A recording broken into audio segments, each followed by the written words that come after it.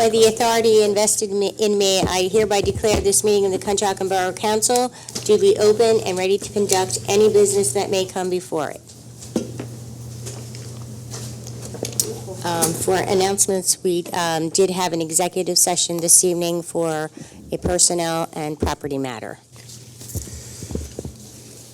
The first item on the agenda is consider approving a waiver of land development for 130 West Fifth Avenue, Howe Property Group. Mr. Peters? Thank you, President Leonard.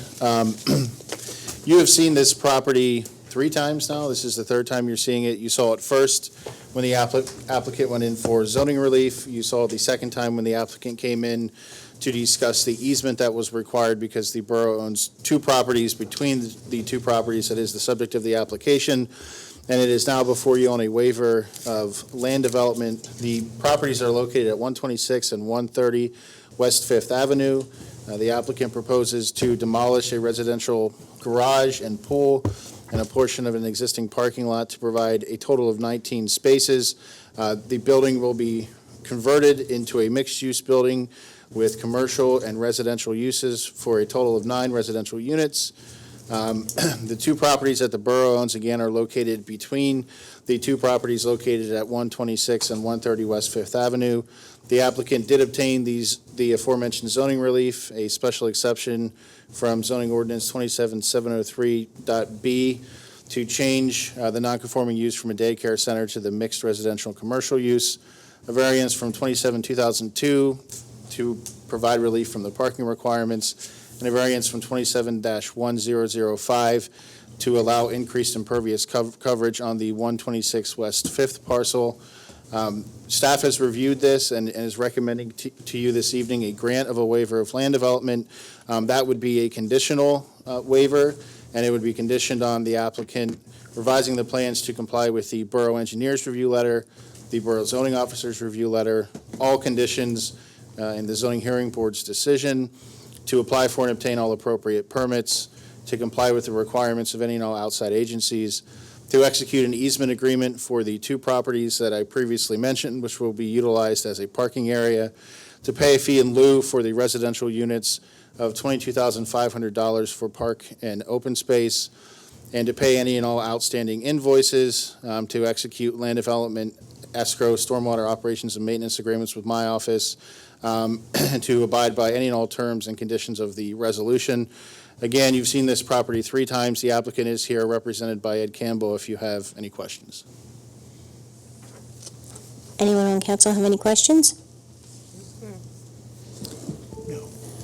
On that note, if council is inclined, I need a motion to approve a waiver of land development for 130 West Fifth Avenue. I'll make that motion. I'll second. All in favor? Aye. All opposed? Motion carries. Thank you. Thank you, Mike. Thank you, guys. Yeah. Thanks for coming in.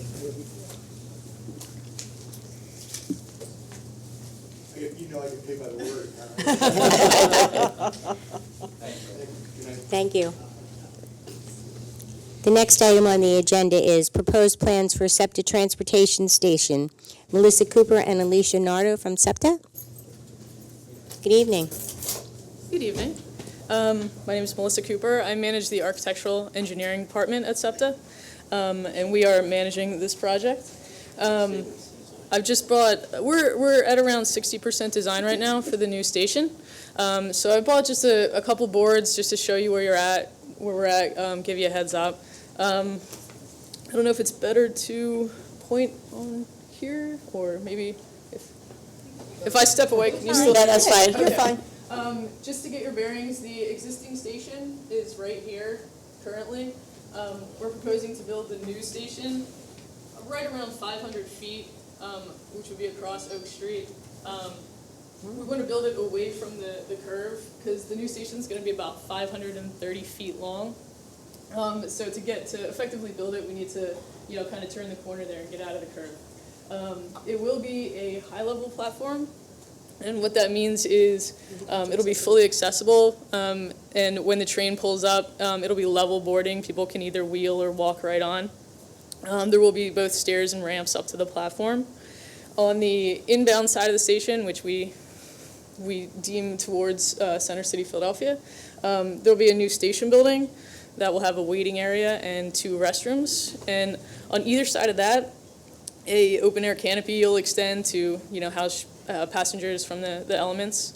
Each side of the station will also get a new open-air shelter.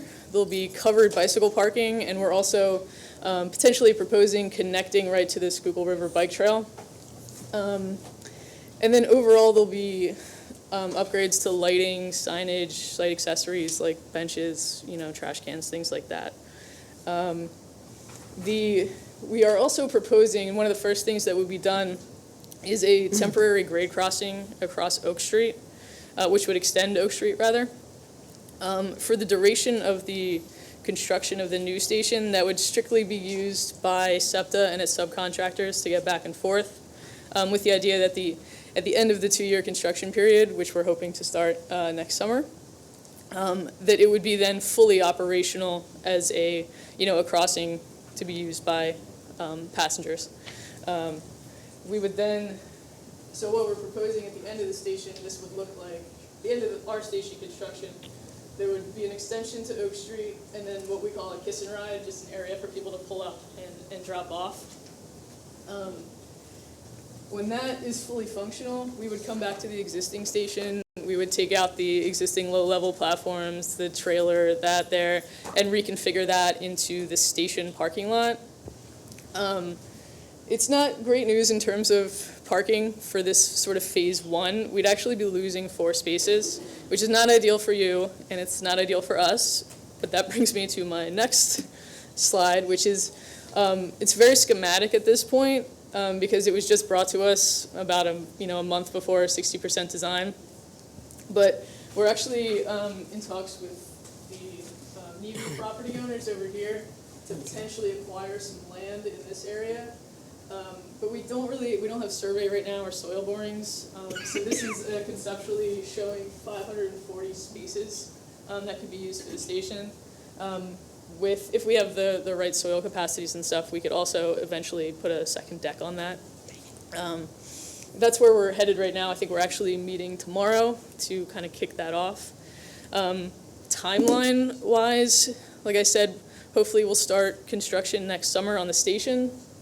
That duration's roughly 2 years, and then we will be looking to hopefully start the parking project right after that in 2021. But like I said, that's very conceptual right now. My last board just sort of gives you an idea of the aesthetics. We have rendering elevations of the station building and the shelters with some photographs. This photo here kind of gives you an idea of that the train will pull up and be right level with the platform. This station building is at Primos in Delaware County, and you can see the interior there. And then in general, these are the sort of light fixtures and site furnishings that you could expect to see here. It has sort of a little historical feel that we felt would fit in well in Conshohocken. That's about it for me. I'd be happy to try and answer any questions you guys have. I have a rendering from 2005 Okay. for a SEPTA station. Did you ever see this? That was a while I ago. believe I have that packet somewhere, yeah. Okay. Were you involved in that back then? No, it was not. I wasn't here then. Okay. And this is proposing 200-some parking spaces. Okay. And how many are you proposing now? You're losing Now we would be losing 4. 4. Yeah. How do you do that? When we reconfigure Oak Street, when we bring that through, we're actually losing a little temporary parking lot that we're leasing from the Nevies right now. So if we want more people to use the train station, we need to find more parking. I agree. That's the key. Yeah. To get people to the train station. I mean, people do walk. But is there anybody from SEPTA here? They're all The whole here. front they're all row. from SEPTA, okay. Yeah. I got a question for SEPTA, if you don't mind. I've been, for years and years and years, I've been trying to get some kind of restrooms down in that train station. And is it possible that we can, even porta potties? I mean, No, there'll be restrooms. No, I mean restrooms now. now. I mean now. Oh, I You're gonna see. be 2 years doing this. Yeah. For years and years and years, we've been trying to get some kind of restroom down there. As a joke, last year, there was an Inquirer article about San Francisco Park gets open-air urinals. Okay? All right? You need to get something down there, because we have a lot of people using that station. Eagles games, Phillies games, people going to work. I mean, it would be nice to get a few porta potties down there. Or something. So for people to use, We'll take it back and see. Would you please? Thank you. And we appreciate what you're doing. This is 2005. Yeah. This is a rendering we were given 2005 for a train station. So thank you. We really appreciate it. We're excited about this. Thank you. My question is on the backside of the green area where people stand, is there any way to protect them from the elements? I mean, if you're down on that river, it gets extremely windy and cold in the winter. I mean, it's- you can definitely go into the waiting area, and there'll be one of these shelters on each side with windscreens that you can go into. There are a lot of people that use that train station. They're not all going to fit. So you're in saying that. on the river side, Yeah, if we could get you need potentially something more there. windscreens. Okay, Yeah. I can take that back. Definitely. Yep. Is there a way to get a temporary handicap ramp for that station now? It would only have to be like 12 inches. We have several handicapped people that would like to use that station and can't because of that. And in the winter, the path is not plowed, so they don't have much of a choice of where to go. We can certainly look at that. Thank you very Yes. much. Melissa, just help me kind of orient. Right now, the train station, if standing on top of the bridge, it's more on the right side of the bridge. Does this move it to the left side of the bridge, under the bridge? No, so here it moves it further north. So here's the bridge right here, Okay, existing station, and then you. so it moves it back further down Correct. the other direction. Okay, It looks like it's right across from the Grand. yeah, that's, It okay. is, yes, Yeah. it's right across from. Okay, thank you. So, currently, in order to board the train, Mm-hmm. you have to walk all the way around, and the same thing is true. So if you've parked your car on the one side, Yes. that's where you board, and then when you get off, you have to go all the way around. Will there be anything added to allow passengers to cross the tracks? No, there will not. You would still have to go to the nearest intersection, which would be Oak. Which is going to be Possible long. that something like that? No, that's really not in the cards here. It would either have to be an overpass or a tunnel. Down at Spring Mill, they have the tracks that they just, Is a great, like a track crossing. yes, Yeah, we are actually trying to avoid and eliminate those for safety concerns. okay. Yeah. And they're also very difficult to do when you have a high level platform, because then you need to, brake at a certain point to,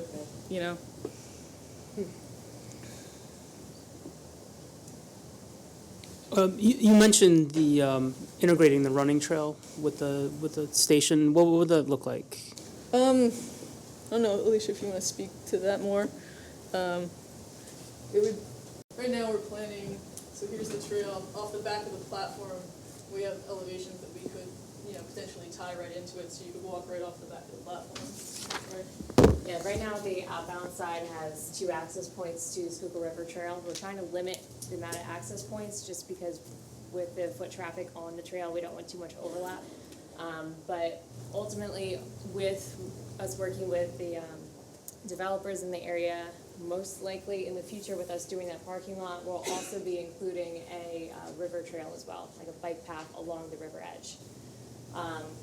So that would be incorporated coming off of Oak Street possibly wrapping around our parking lot altogether. So I think, do we show it? we show it on, Yeah, yes. there you go. Yeah, it's just schematic like we said, but it's wraps around. That was something we're speaking with the Nevies, they're interested in doing the trail as well. So there's 2 trails in conversation. We love trails here, so I think we would support that. Thank you. Wasn't there at one time talk of a 4-level garage? There was. There was. There was. But What happened to that? Because that would solve a lot of our problems. that was going to be on the Navy property, and they saw it as too valuable, so ultimately that's why they've now suggested that we buy the Okay. further property. Okay.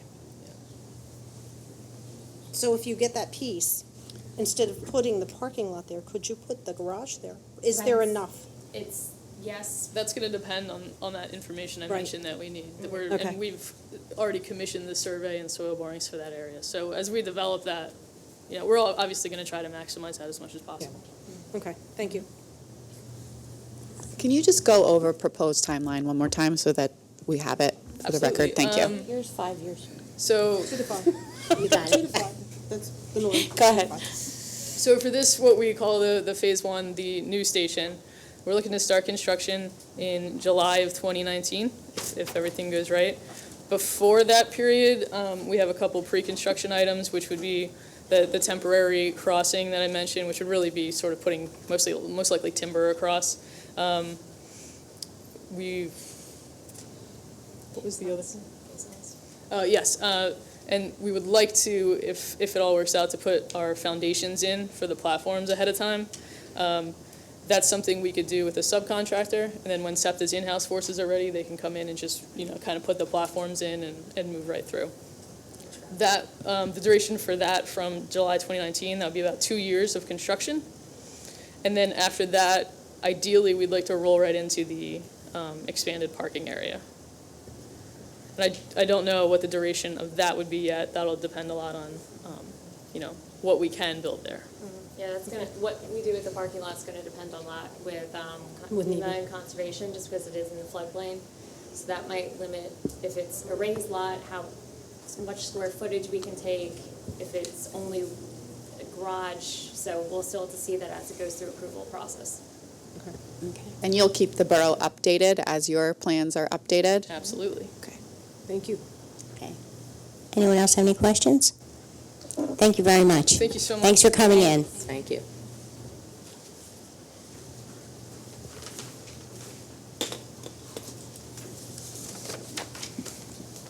The next item on the agenda is the Sora West project with Keystone Property Group.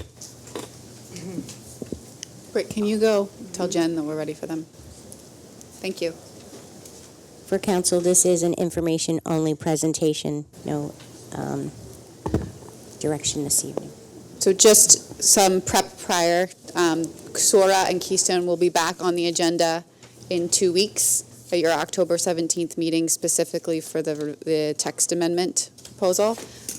Prior to that, we thought it was important for them to come and give you an overview of what you'll be seeing more in depth in 2 weeks. Again, information only. Did you see where Premier Medical was sold? Premier Medical was sold.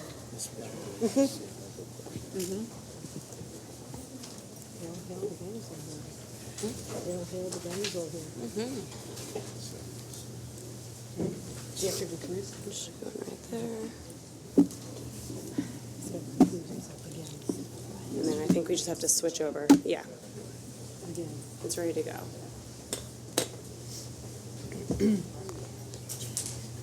didn't get to that part. We're not doing it. Just the vote. You can listen to the information. Good evening. Good evening. Rob Gunlock and Jen Wonder here on behalf of the applicant, Keystone Development Group. And here from Keystone is Rich Gottlieb and Michael Brookshire, who have been working on this property and with the borough. Also, their consultants are here, and some of them you're familiar with from past meetings, Jason and Carl from Pannoni Associates, the project engineers. Rob's here from Gensler, as he has previously been, Justin from Ground Reconsidered, and Pete from Traffic Planning and Design. As you recall, we've been before council at prior occasions to discuss this project and obtained approval for an ordinance to allow a unified development to proceed. We were then and have been working with borough staff and the Borough Planning Commission on revisions to the plans and the layout. And we hope to be before council in 2 weeks to request a preliminary final land development approval.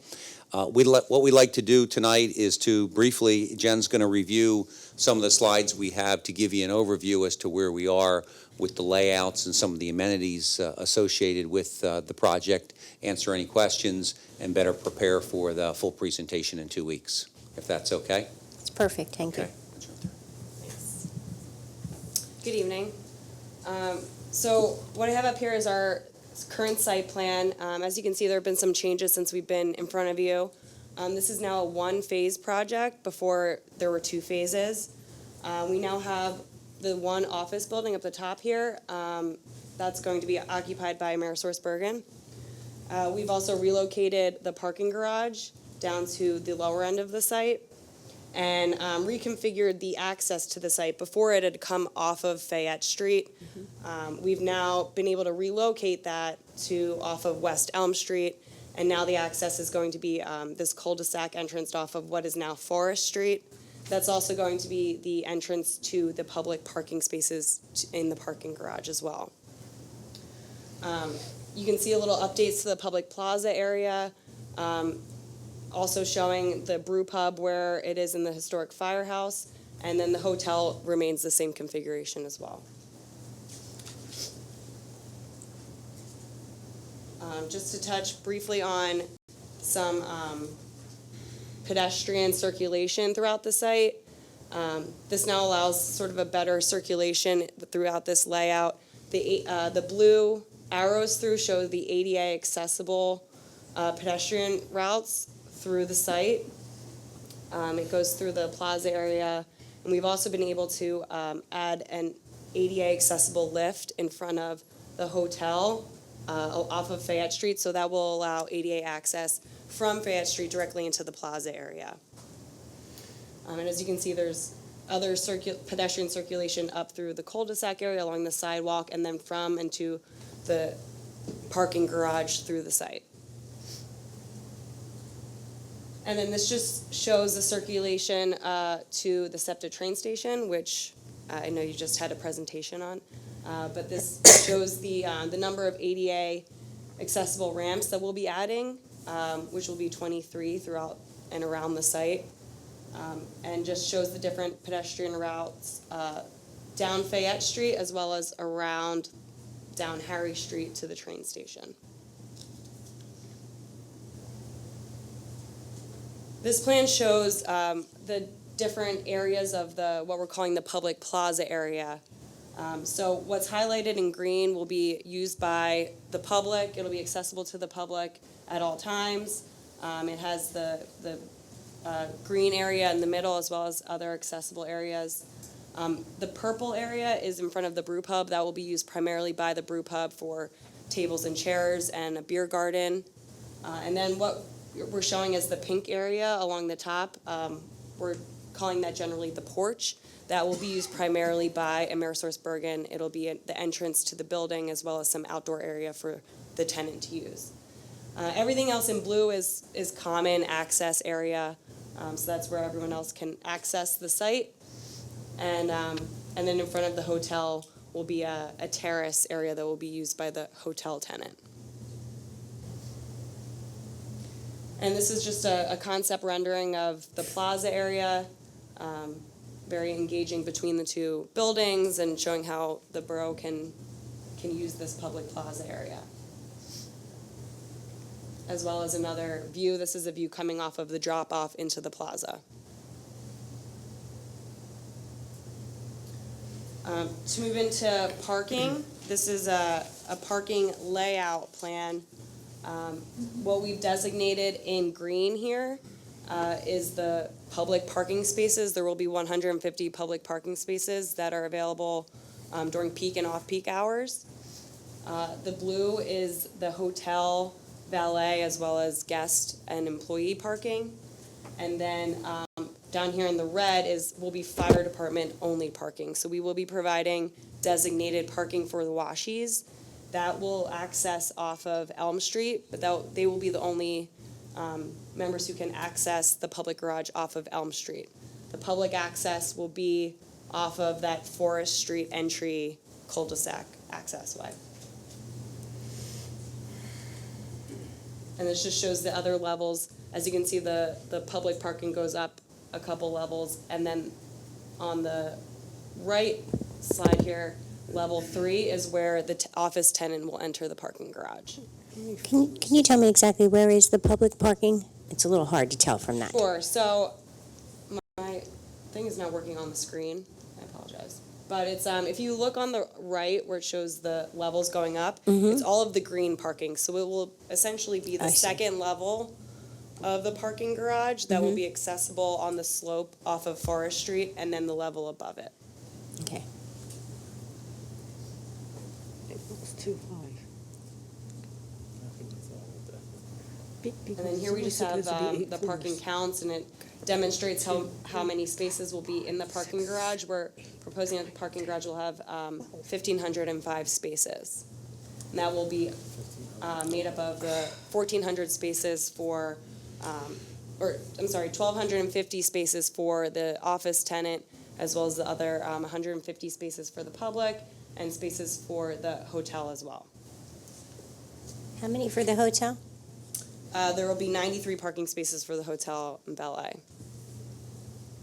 And just to clarify, the entrance for the public parking is now closer to the public plaza, correct? Correct, yes. It also moves it off of Elm Street, so it's less traffic Traffic. coming off of Elm Street into the parking garage. Okay.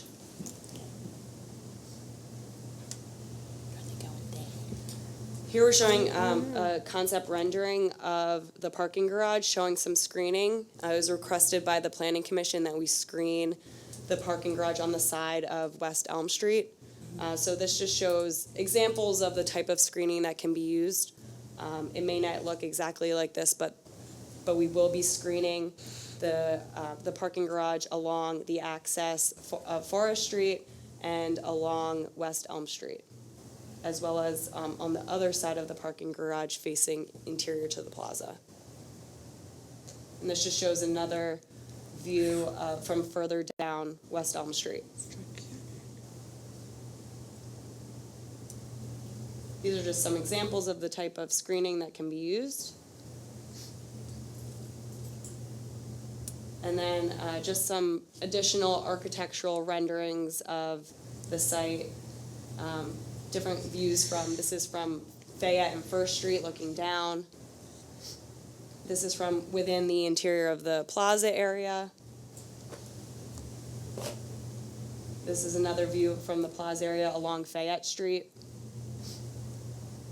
And then this is coming up Fayette across the bridge looking up towards First Avenue.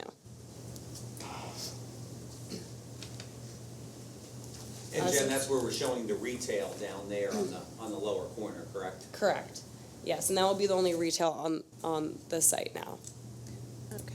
Will be in So the lower retail's corner. more in the hotel Yeah. building. So that's where we are with our site plan as of now. If there's any questions that you may have about the plan, accessibility, the plaza. With the current plan, how many restaurants do you envision? Right now, the only restaurants will be the restaurant in the hotel and Okay. then the brew pub. Okay.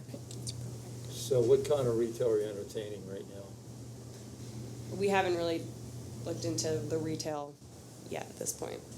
Rich, you want to talk to the type that could potentially be there?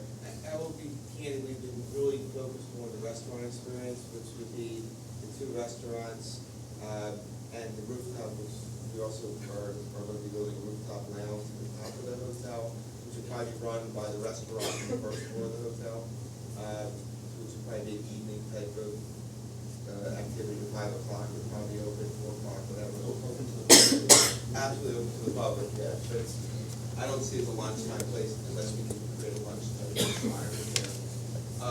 We haven't spent a lot of time, to be very candid. I would,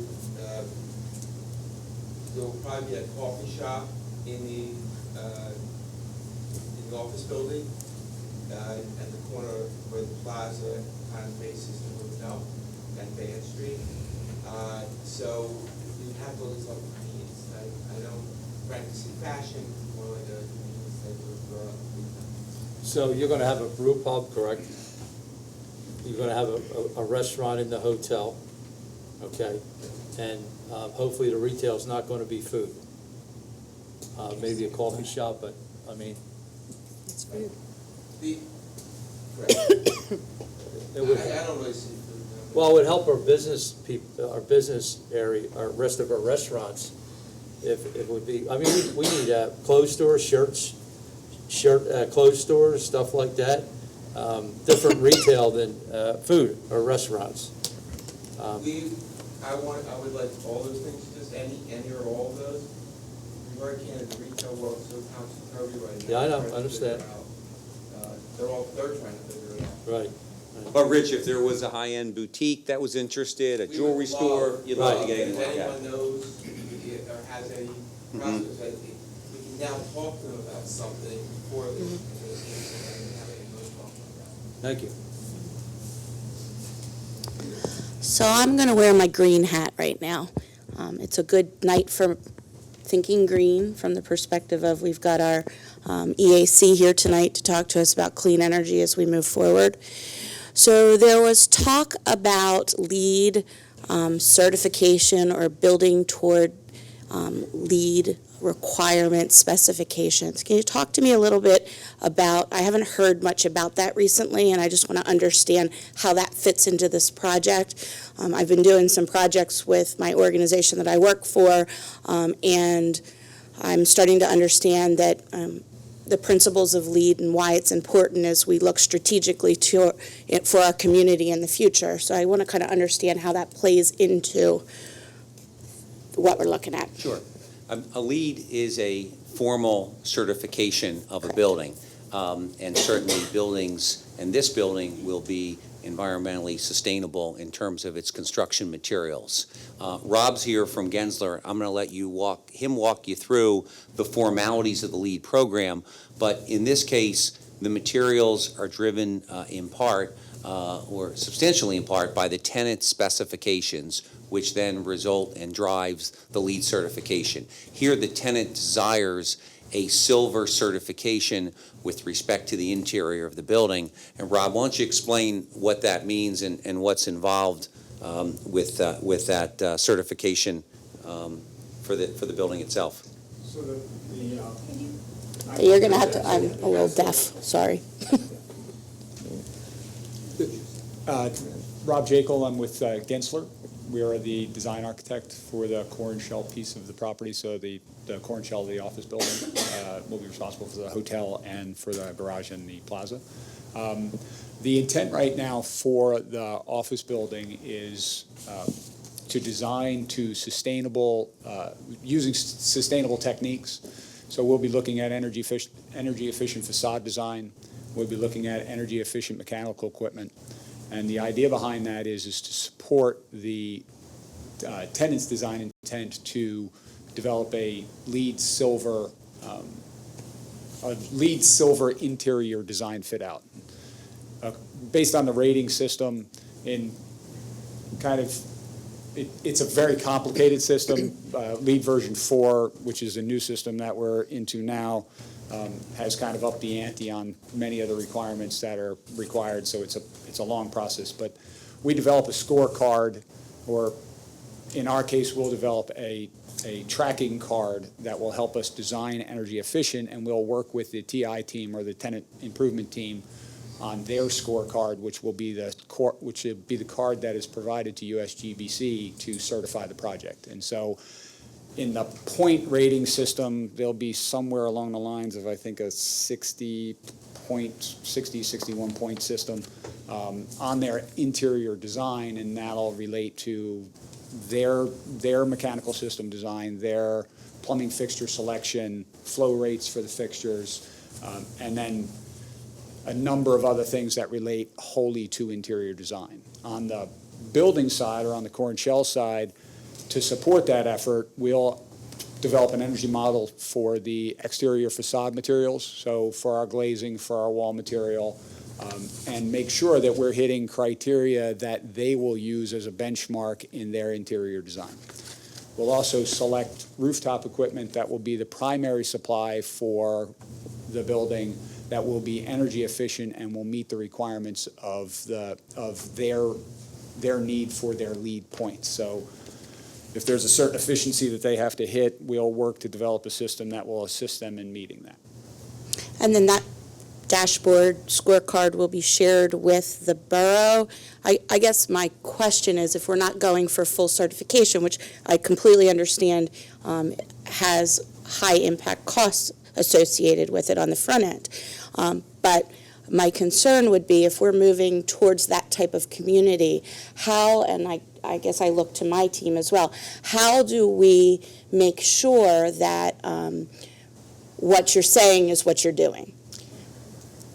I guess if you look at it, if on the building side of things, we're not designing to a sustainable level, the interior team will have a difficult time achieving their certification goal. So by doing our job, we're going to help them hit their goal. That'll allow them to certify their building. And so we're pushed along the line in order to help them achieve it. So if they don't hit their goal, then we probably didn't do what we needed to do to help them, and we're not going to do that. So is the current intent for the tenant to obtain the actual certification? That is the intent. They are seeking LEED certified silver. It's LEED version 4 interior design. Okay. Thanks, Rob. So what I'm hearing is on the outside, you will be looking to follow LEED principles that would then help the internal certification process from the respect of they get points for different thresholds that they hit in the checklist for energy, for wastewater, for human habitation, all of that. So the idea would be if you weren't doing your part, then they would have a difficult time doing their part. Correct. And that's going to be our method of checks and balances? Yeah, because when they apply to USGBC is going to go through their formal scorecard, and that they will check each item. There is a requirement, or there will be a requirement in the documents for a LEED certified professional to review that with their team, to go over the points, make sure everything's being hit. There is filing documents that will have to be done with USGBC in order to show compliance. So there is once it gets submitted to USGBC, there is basically a check boxes that they have to do in order to make sure that they've hit everything to meet their certification. Now, there is a range of certification. The target is silver at this point in time. Depending upon how the tenant improvement team does it, there's maybe an opportunity to go higher, but the goal is silver at this point in time. And Tina, on our side, the building code official has already made sure that we have, and I believe it's going to be a third party that specializes and has knowledge in LEED certification. So when the plans are submitted, we'll be tracking and ensuring that they're using LEED design elements the whole time. So that's part of the checks and balances too. Okay. Yep.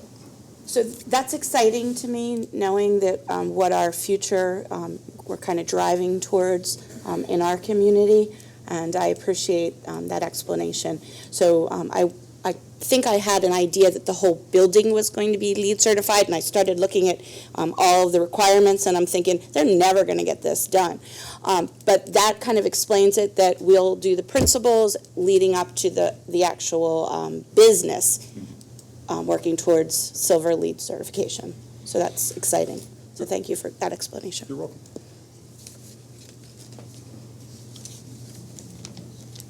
That's all I have. Anyone else from council have any questions?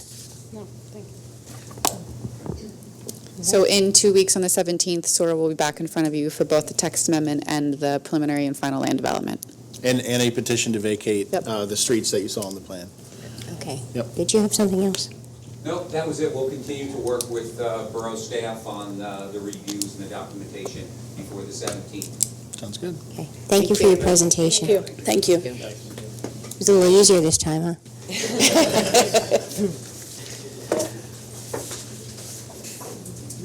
As long as we have our parking, we're good. Thanks, Brad. Yeah, no, that was good to break the tension.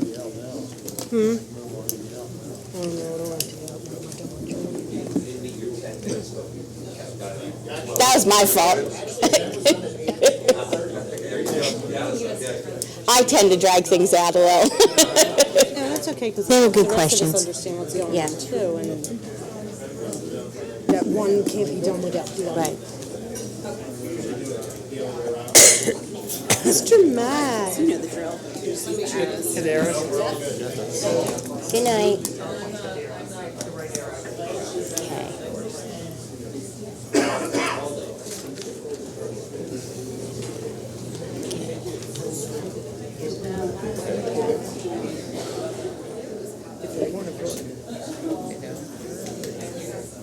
The next item on the agenda is the 100% clean energy presentation from the EAC with Matt and Eliza.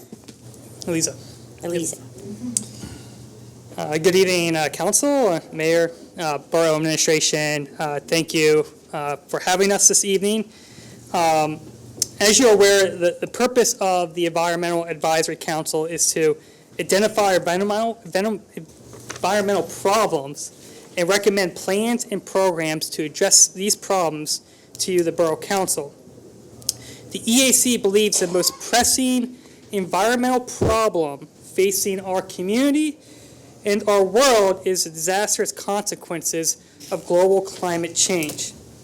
As such, we are here tonight to begin a conversation with you in addressing this problem. Not counting traffic, Conshohocken releases 83,000 metric tons of CO2 into the atmosphere every year. We are here tonight to begin the conversation to join the increasing number of municipalities in developing a clean energy transition plan, and also in the near future passing a resolution committing to do so.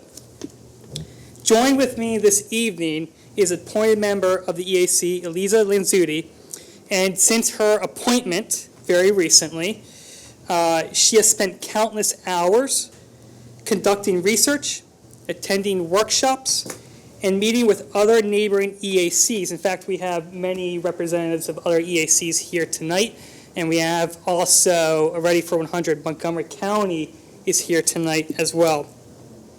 And she has also met with professionals relating to this field. Also presenting this evening are residents. Rob Glover and Ken Bonenberger, they are both friends of the EAC and have been passionately working on this project with Elisa. Our goal this evening is to provide you with an overview of the Ready for 100% initiative, with the hopes of following up with meetings and working together to try to make this a reality. And just as council members who have come before you, who had a vision to redevelop, revitalize, and create a sustainable economy, for which, as we've seen earlier tonight, it's definitely has reshaped Conshohocken, I believe, for the better. This place it's a great place to live, it's a great place to work, and it's a great place to visit. We believe this council can also do the same, leave a legacy by creating a new environmental sustainable vision for Conshohocken that will have a long-lasting impact on our community and our environment. And I'm going to let Kevin come up here and talk about the Clean Energy Program.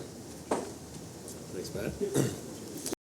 Good evening, folks. The first question is, why do we want to move to 100% clean energy? On a national level, we're confronted with the reasons on an almost daily basis. From out west, the heat waves, wildfires, drought conditions, flooding, rising temperatures in the Midwest, and on the East Coast, we see floods, more extreme weather in terms of hurricanes, winter storms. Other concerns, reasons why. It's a public health and a public safety concern. We see increases in disease and other pathologies. We also see increased danger to citizens just going out and about around the town. There's also the increased exacerbation of an aging infrastructure on our highways, our bridges, or other infrastructure in the town. And it's also a disruption to businesses, local businesses having to deal with the extreme weathers that's hitting them. on a really local level, here we see the floodplain of the Schuylkill River, which a large portion of the Borough lies in. You just have to have seen within the past month, the river's been at almost breaching its banks on several occasions. So as the weather, more dramatic weather increases, so are the chances of floods here in the Borough.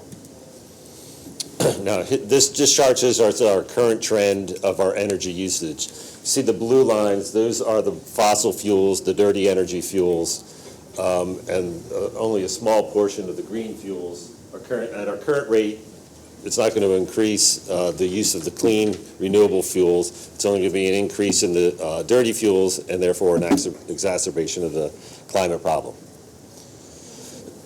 Now, here are the alternatives to us other than the fossil fuels. We have solar, wind, geothermal, hydro, biofuels, and tide energy options.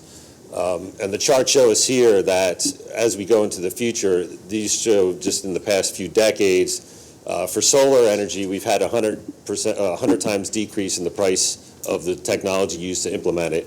And for wind energy, we've had a 22 times price decrease in the technology used to provide it. Now, this shows us a more sustainable trend as we transition from the dirty fuels to the more clean energy fuels. Right now, we're showing the dirty fuels make up a large, almost exclusive portion of our energy consumption. And as we move to the use of solar, wind, hydro, geo, and move away from the use of the fossil fuels, we get an increase in efficiency of usage and an increase in demand for the cleaner energy. Now, what does this mean to us on an economic level? We already see Pittsburgh is sort of spearheading the way in terms of the implementation and use of clean energy technologies. There's nearly been 70,000 clean energy jobs added to the state, and almost 9,000 of those have been in Montgomery County. And it's projected by the time of 2050, one of the concerns is as we switch from the dirty fuels to the clean fuels, we're going to lose jobs in the more traditional fuel energy sectors. But as we switch to the cleaner energy, we're going to lose 27 million jobs in the fossil fuel energy industry, but we're going to add double that in the clean energy technology industry. And now I'll turn it over to Rob. Thanks. So I'm going to talk about what is Ready for 100. Now, Ready for 100 is a goal to meet all of the community's energy needs with renewable and clean resources. Now, when I first heard of that, I thought that's pretty ambitious. I'm not even sure if that's possible, but after some research, I found that 6 municipalities in the U.S. are already meeting 100% of their needs for electricity from renewable energy resources. Another 80 communities in the country have committed to meeting 100% of their energy needs with renewable energy, as well as 5 counties and 2 states. Locally, Phoenixville, Westchester, Downingtown, Kennett Square, Philadelphia have all committed to meeting 100% of their energy needs with renewable energy, as well as Pittsburgh. And a lot of other local towns you can see are discussing it. And so it's happening all around us. And the question is Conshohocken going to be a part of this transition? So what we're asking the commissioners to do is consider, support, and commit to a 100% clean and renewable energy resolution, to create a vision and to set future goals. Now, some of those goals in the resolution are going to start with efficiency. I used to work in the home performance industry, and the same goal is going to apply to this transition, where we start with efficiency and find cost-effective ways to bring down the demand for energy. And then we build up the renewable energy to meet that demand. And that's going to be a lot more cost-effective and help transitioning over to 100% renewable energy. So it's going to start with efficiency. And then we're going to switch the electric sector 100% to renewable energy by 2035. And again, 6 other towns in the U.S. are already doing that, so it's very possible. And then all energy sectors by 2050. And again, that's the same goal that Philadelphia, Pittsburgh, Westchester, Downingtown, they all have the same goal. So the resolution is going to involve drafting a energy transition plan, which lays out the specific steps of how we're going to meet those goals. And in the resolution, we're going to have several core elements. Importantly, I would say local generation and local ownership of these renewable energy resources are going to provide lots of long-term financial benefits to the community, including job creation. And you can see some of the other core elements up there. So some of the shared goals between Ready for 100 and Conshohocken, as you can see in the comprehensive plan that was just adopted in June. There's a natural resource protection plan on page 97 and 98 where it says, a plan for the conservation of energy and moving toward the future of alternative sources of energy to reduce dependence on non-renewable resources is part of this comprehensive plan. The strategy to implement that plan, it says, implement practices that reduce energy consumption, increase efficiency, increase use of alternative and renewable energy sources. These are the same goals as the Ready for 100 initiative. So the goals are overlapping and shared. There are many other common goals in the comprehensive plan you can see up there. So drafting the resolution, we start with a template that we've got. We're going to look at what other towns around us who have adopted a resolution, what they've used and what's working for them. We're going to establish some criteria for what we think is going to work best for Conshohocken, and then tailor a resolution that best suits Conshahocken's needs. Thank you. And now, Eliza.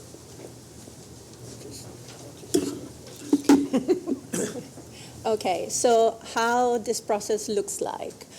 We have 3 phases. First of all, we commit to this project, then we are planning for it, and then we will actually switch.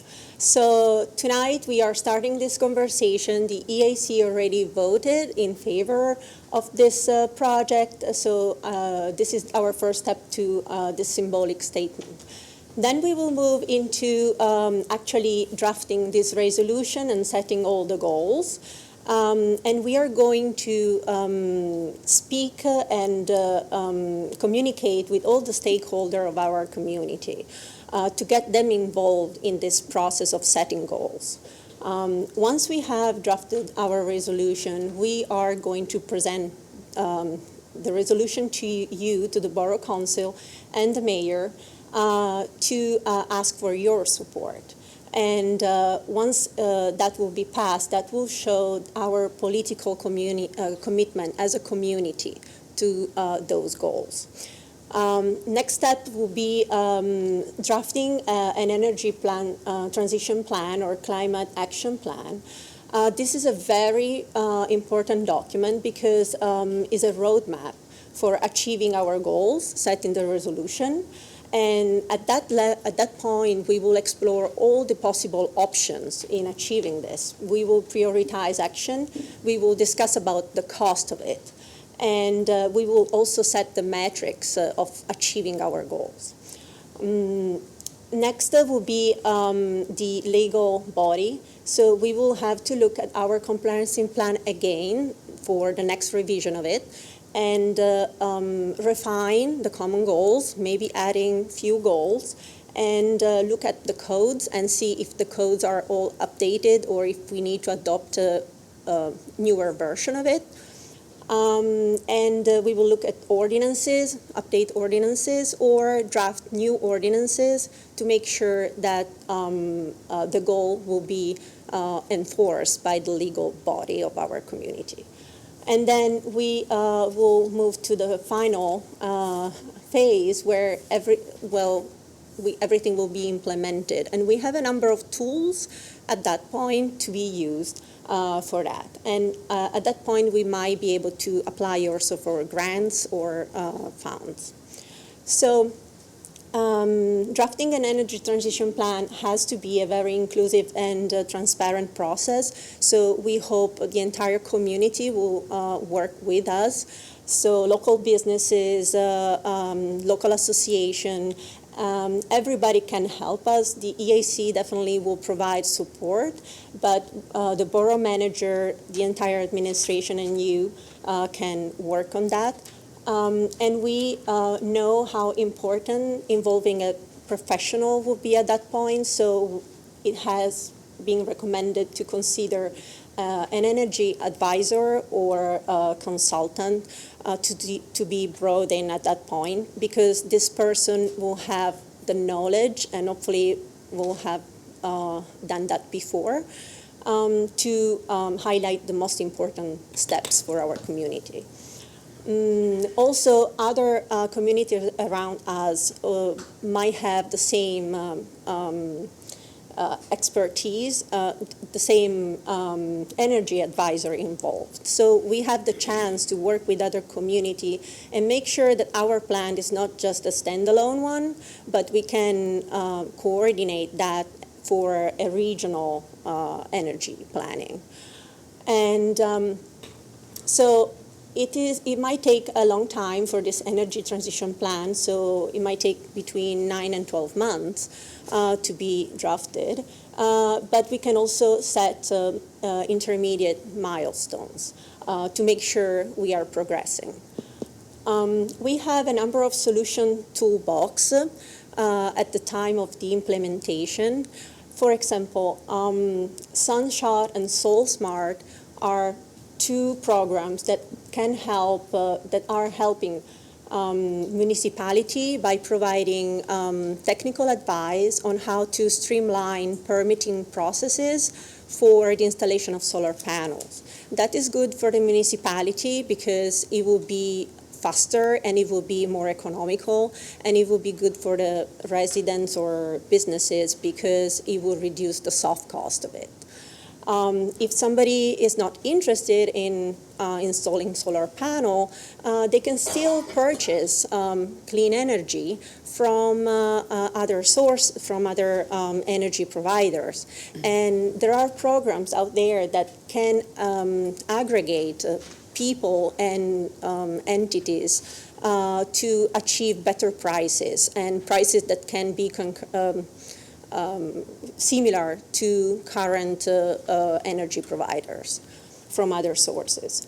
And also we know that the Delaware Valley Regional Planning Council is also producing guidelines and ordinances templates to achieve those goals. So how can we reach our renewable electricity goals by 2035? So we know it's a long way, but we need to phase this approach. And this slide shows some of the milestones or steps that can be taken in 5 years, 10 years, or 15 years to get there. So this is a good slide because this is used for our first conversation about how can we do this. And we can discuss about each one of those strategies.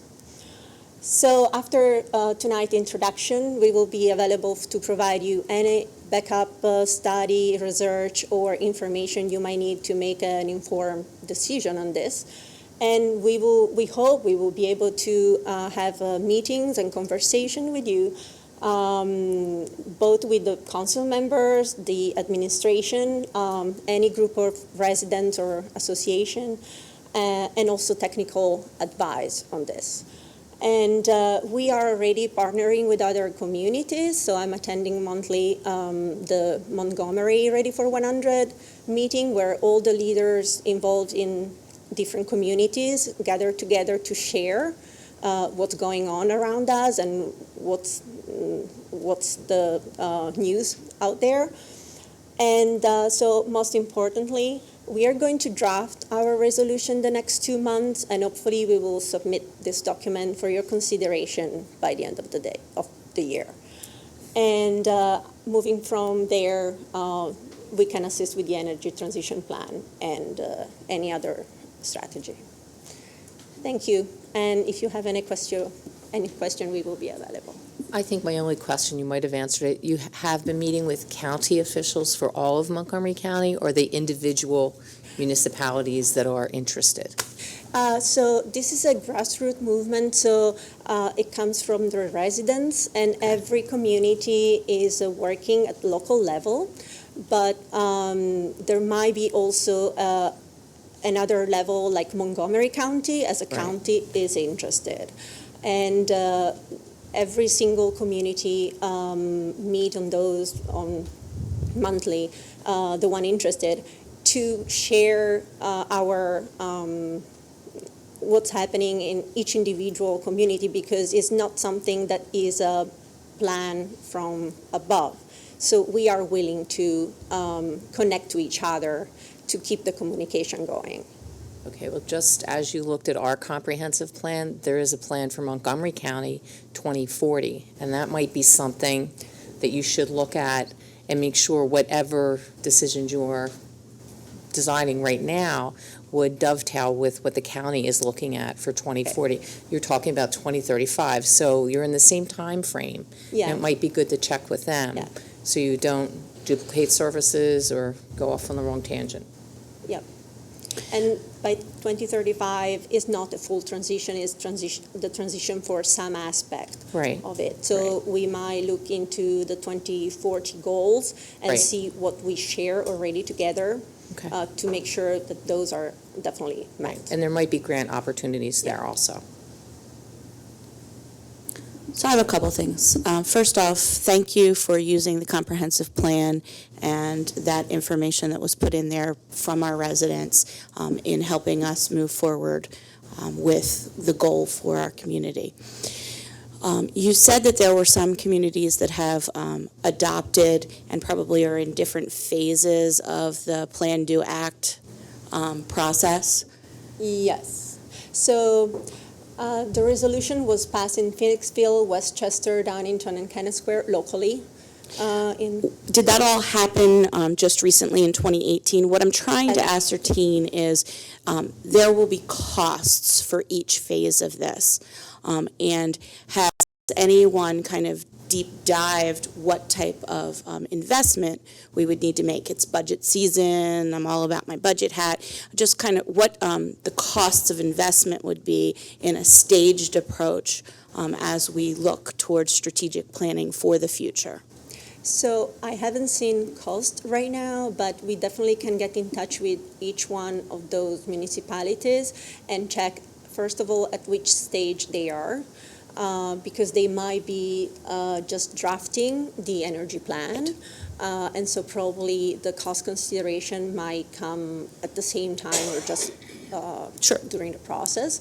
But definitely there are other municipalities, not locally, who transition already, but we can reach out even in other states and see what actually that costs to them.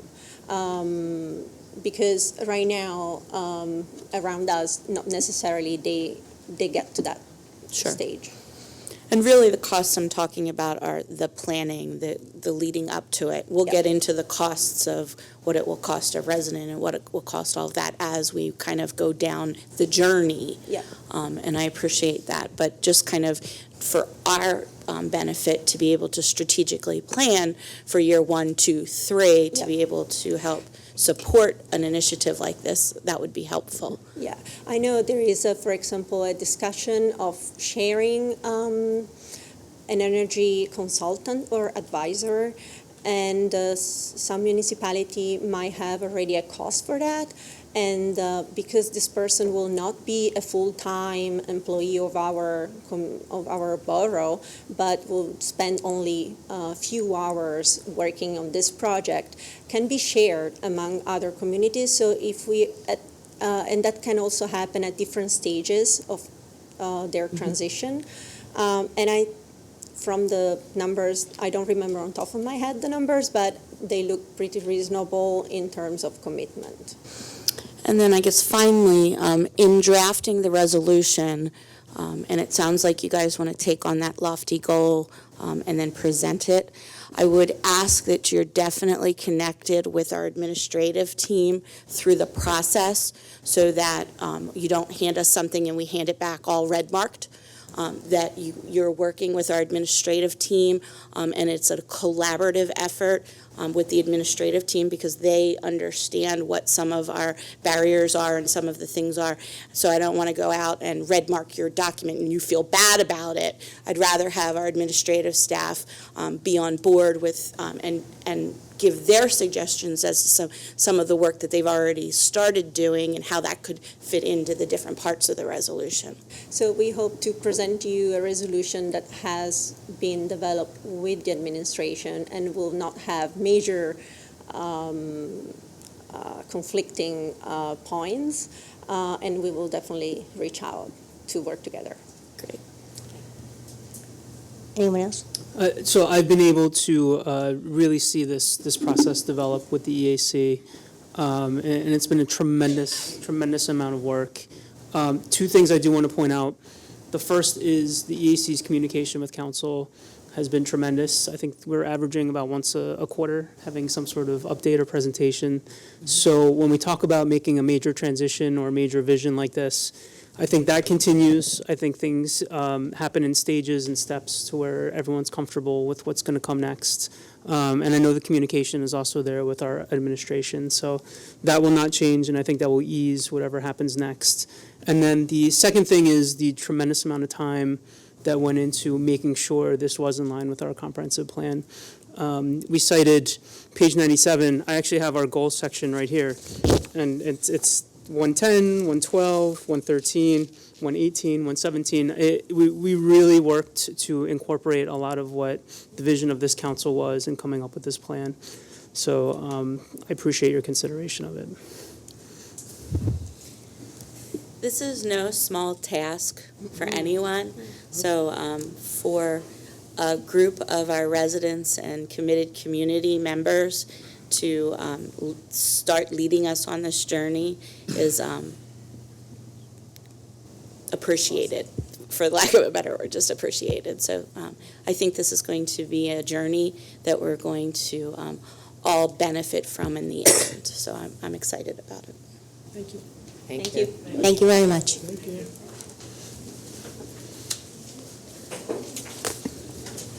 I do have one more question. In all the research you were doing, did you look at, because we're an older community and in the comprehensive plan it talks about our housing stock and the idea that a lot of our housing stock is older than 90, 100 years, and the idea that they're probably still all oil, dirty energy, and just the idea of how that would impact the community to get to 100%? Well, so for heating and cooling, the goal is 2050. So we hope that by that time the resident will update the system, and at that point is where any ordinance will ask them to consider an electric system that actually can be connected to renewable energy sources or different. So we're talking about people's pockets and pocketbooks. So my recommendation is that one of the places we really start looking at is just educating why, and really pushing that out there. If we have to do forums at, the different points in the year, multiple forums, but I think education as to why, then people can start planning that way. But my pocketbook says I'm not going to be able to afford changing my heating over in anytime soon, kind of deal. Did you say 2050? 2050. That's so what I thought. 50. It's a long time. So switching will be more energy efficient first, and there are and by that time the price of that will probably drop. And in any case, we are starting having some educational program. So probably we will host a movie night with subject related to this, the local library in December, to get the residents involved with all of this. The other thing is our local developers who are buying and flipping and looking at our ordinances and what we require if you're doing a gut and all of those kinds of things. So just kind of thinking in my head all the things that we really, it's a big job. Thank you. Thank you very much. Somebody left their water bottle. The next item on the agenda is consider 541 East Hector Street zoning hearing board application. Ms. Stetler, if you'll come up, please. Thank you. This is a new application to the zoning hearing board for development of the site at 451 East Hector Street. It's a 12,000 square foot site.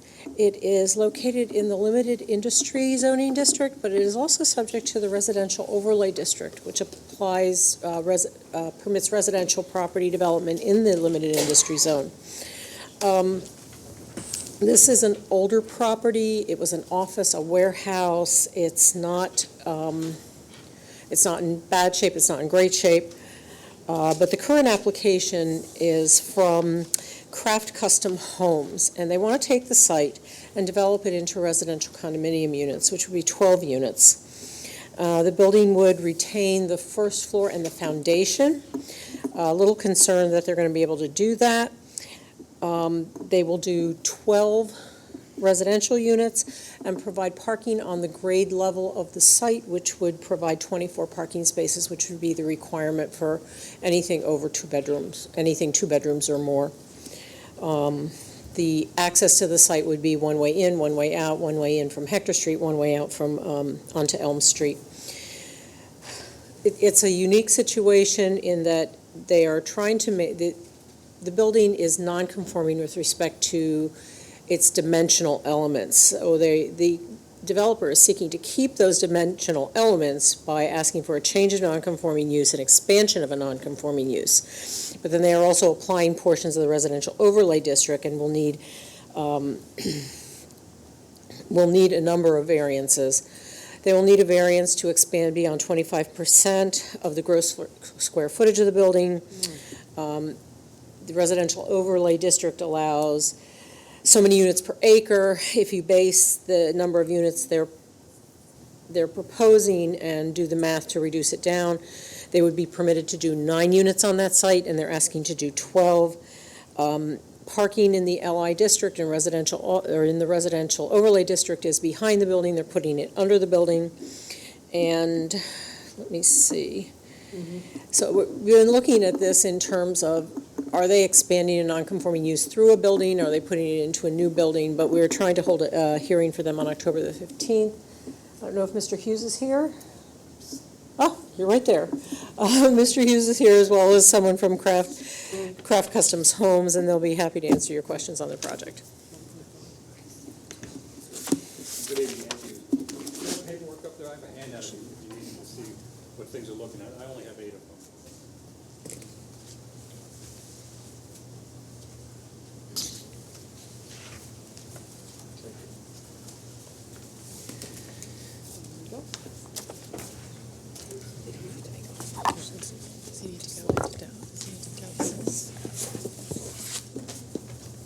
As Chris mentioned, we want to utilize the existing footprint of the building and retain the exterior walls. It will be on the first floor, which would contain the parking area of 24 parking spaces. Then build 2 residential stories above that and a 3rd story with a loft and area above. Will be underneath the required height limitation. We want to have 12 condominium units in the building for sale. As Chris mentioned, the building's already non-conforming as to setbacks. We'll keep the existing setbacks in place and utilize just that upward expansion. We have variance that we have 12 units instead of 9, which are permitted by the overlay district. A variance to allow parking under the building as opposed to parking in the rear of the building. This parking would be shielded from the neighbors because it's inside a building, which is, we think, better than being outside in the rear yard. and a variance from the minimum tract size for the residential overlay of 1 acre. We have 12,000 square feet in the property. So this is the old printing, there's a printing building there? Yeah. This is Ryan Alzaki. He's the principal of Craft Custom Homes, and he's the proposed developer. He has an agreement of sale with the owner for the project. So to summarize for council, what the applicant will be requesting before the zoning hearing board is, in essence, 3 more units than are permitted on the property to expand the building upwards, but not to encroach any further into the setbacks, and to allow for the parking under the building. Is that right, Ed? Is that a good summary? Okay. And as with your other consideration of applications like this, your options are to support the application, and if you do, I'll send a letter to the zoning hearing board, to oppose the application, and if you do, I will appear before the zoning hearing board, or to do nothing with the application. This is how many stories you gonna do this? So the first story we are proposing to convert to parking. We would then be adding 2 additional stories for living space. The tower, which you see at the top, would be access to the rooftop deck. I wouldn't constitute that necessarily as a complete story. So our proposal would be 2.5 stories. So catty corner, there's another apartment. Yes, Bill complex there. Savanas'. How high, I'm trying to think how high that is. We will be lower There's than 3. that. You'll be They'll lower than that, okay. You're talking about the one across from the bakery? No, corner of, yeah, across Yeah, the bakery. Yeah. So these will be set up like townhouses? So, yes, the design concept, or what I was trying to go for, was modeling the community after old streets. I use the term Venice, old streets in Venice. If you look at photos where each home had Juliet balconies, small little porticos in the front with a cafe table. We thought having them face the center with a courtyard, lighting, would be a more inclusive community of the 12 units. Also allows us to maintain, since there's other non-conforming structures in the area, should another one of the buildings choose to build up, we will maintain and meet our egress requirements for all units, independent of what other development goes on in the area. So it will be a homeowners association? Yes. Okay. And how many bedrooms would the majority of them be? 2-bedroom. 2 bedrooms. We have them all proposed or designed as of right now as a 2-bedroom. So how many parking spaces we have? 24. 24. We have spoken with, we have 16 signatures right now, which is what we got today from the immediate neighbors to the left, the right, across the street, catty corner, and then up Hector, supporting the project and our zoning application as it stands. The only concern that we've received, or comment we've received so far, was not about parking, but about increased traffic flow on any one of the streets.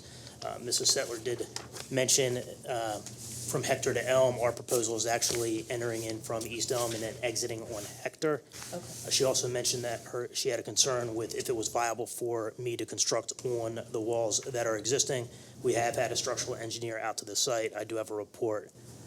We will meet that requirement.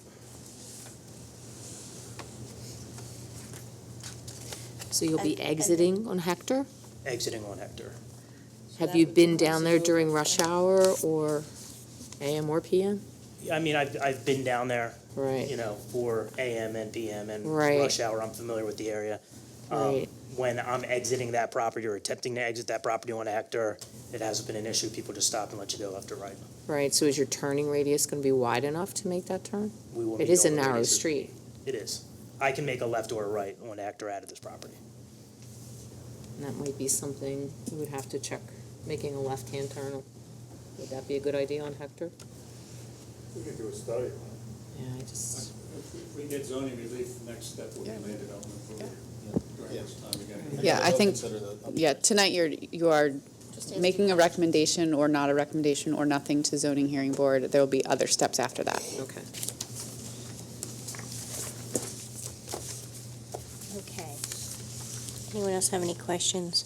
No, I just caution us, if they're 2 bedrooms, then the parking will be problematic, but not horrible. But if you go above 2 bedrooms, 24 spots, and people having friends over and other people living I mean, there. I'm more than willing to restrict them to 2 bedrooms. The concept is for 2 bedrooms. Our design was 2 bedrooms. It wasn't based off of trying to increase to 3 from there. So what you could do, if you're inclined to recommend to the zoning hearing board that they grant this application, your recommendation could be conditioned on the condition that the applicant just indicated, that they would be limited to 2 bedrooms. And then council also has the option to not recommend. I'm So, good with it. I think it needs a facelift down there. Yep. I think that it would be good for the community down there. We just got to get the parking and the traffic, which we have traffic anyway and parking problems all over the borough, but Okay. he is going to give us how many parking spaces? 24. 24.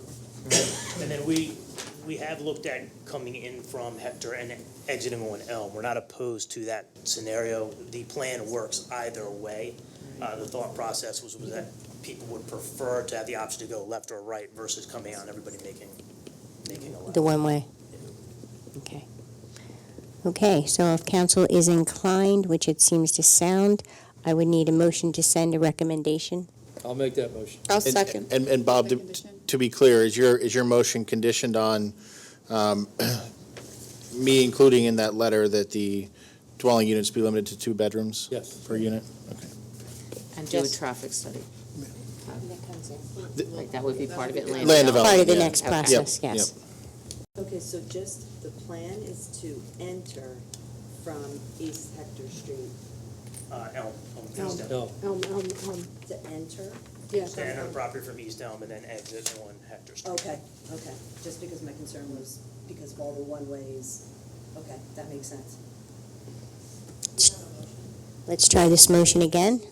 I made the motion. And I'll second. All in favor? Aye. All opposed? Motion carries. Thank you very much. Thank you. Good luck. Thank you. Cherry colors, not red, cherry colors. Cherry colors. There you go. I don't like drab. I don't like drab. It's too dark. I know, they're just renderings. That can be changed.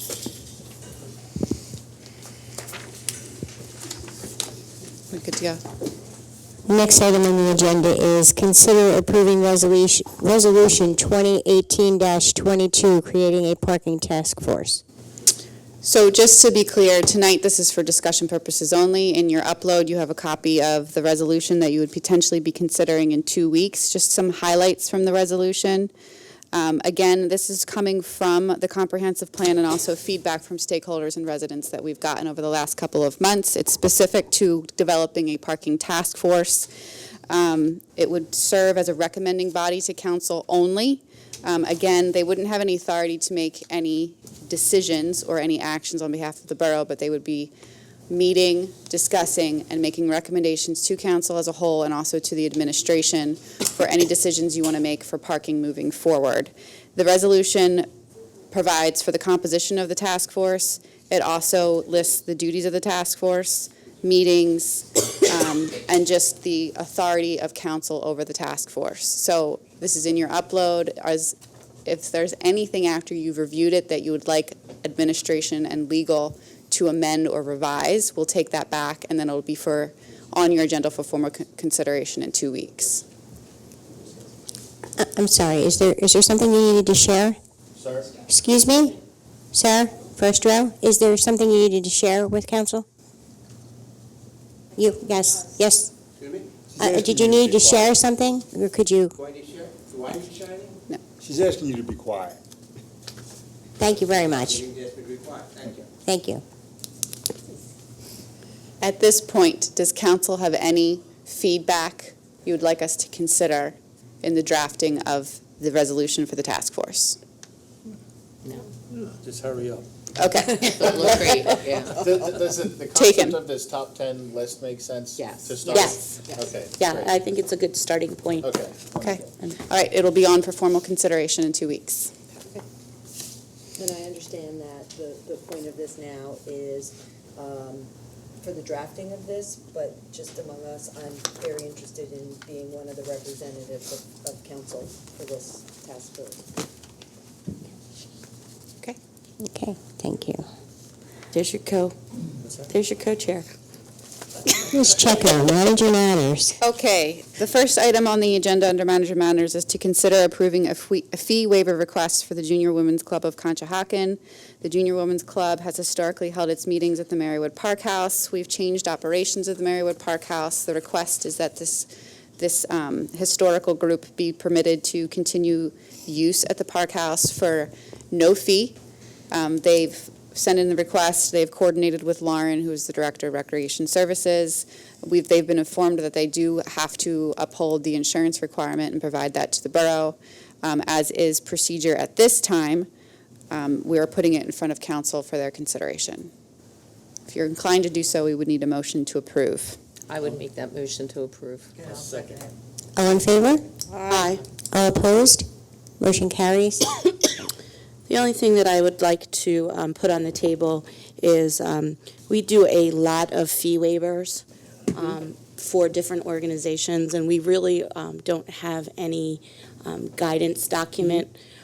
So I would ask that for 2019, we create some type of guidance document that actually potentially goes away from full waivers to maybe different steppings of Okay, permit. we can definitely look into that. And I think qualifications too. What would make an organization Correct. qualify? Do they have a nonprofit status? Or do they benefit people in our town or nearby? Right. Everybody knows the Junior Women's Club of Conshohocken. Exactly. Yeah, I'm not As long at as all but arguing. That's a good idea. But we Yeah. do get so many requests for free. For general of the Right. 150 we've had over the last year. Right. So we get Yes. numerous. Some we put in front of you, some because we feel that it meets the parameters of what we've historically approved. Right. But we get numerous every week. So we'll put together some guidelines and procedures to put in front of you That for would be great. consideration for 2019. Who keeps track of all these organizations in the borough? We do. Administration does, yes. It makes their head spin, Bob. I know. I imagine it does. All right, thank you. Okay, thank you. Next item on the agenda is to consider approving Resolution 2018-23, which would adopt a support animal policy for borough property and events. Again, this is for discussion for this evening. It will be on your agenda for formal consideration in 2 weeks. Some highlights on there is that they highlight service animals, emotional support animals, and therapy animals. It lays out that it is specific to borough events and on certain borough properties. It does not supersede rules and regulations that are already in place for dog parks or parks in general. It lays out how those specific animal groups are defined, how they can be removed or prohibited, and how they can be accommodated for, and the process that they have to go through in terms of minimum requirements. So it was, again, in your upload, it was discussed previously. At this point, I'm asking for any feedback that you might have on the resolution. Again, you can go either way in terms of consideration. It'll be in 2 weeks, but at this point, if you'd like to see any revisions, if you can let me know now, that would be greatly appreciated. Anyone have any comments for that this evening? No. Thank you, Steph. Okay.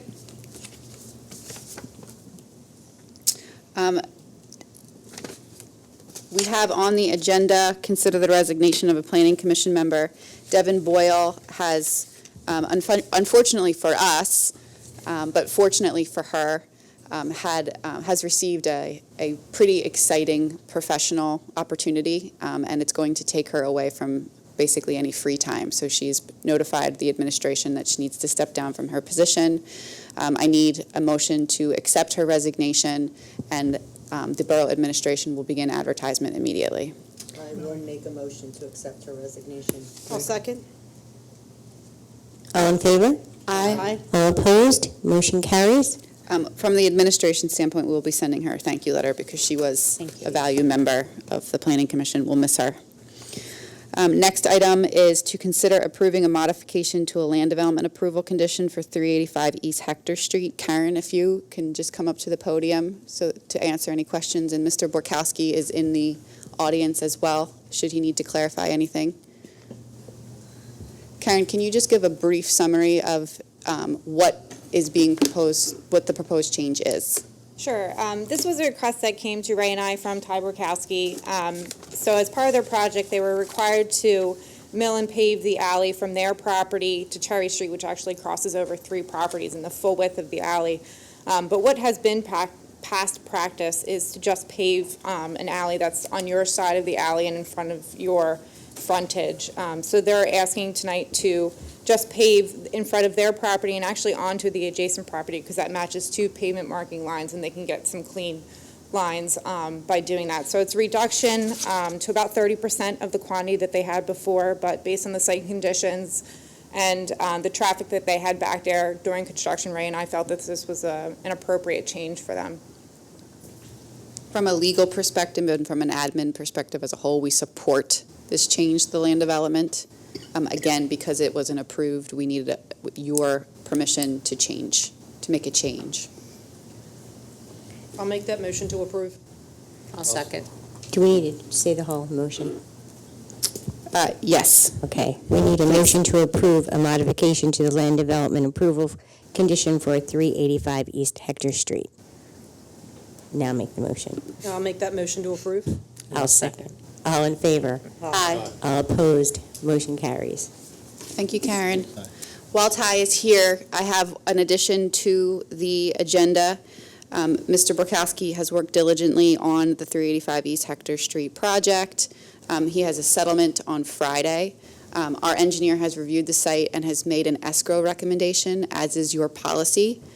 Any escrow release goes in front of council. So what I'm asking for tonight is consideration to release the escrow in the amount of $35,382.15 for the property 385 East Hector. I'll make that motion. I'll second it. All in favor? Aye. All opposed? Motion carries. Thank you, Mr. Borkowski. Thank you, Ty. You're welcome, Ty. Thank you.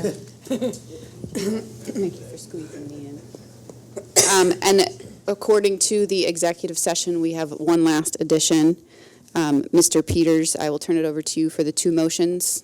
Thank you. So in executive session this evening, we discussed a property acquisition for a property that is adjacent to a property already owned by the Borough of Conshohocken. It's accessed off of an unnamed alley that you get to from West 9th Street, the 200 block. The property that we currently own abuts Sutcliffe Park. This property is immediately adjacent to the property that abuts Sutcliffe Park.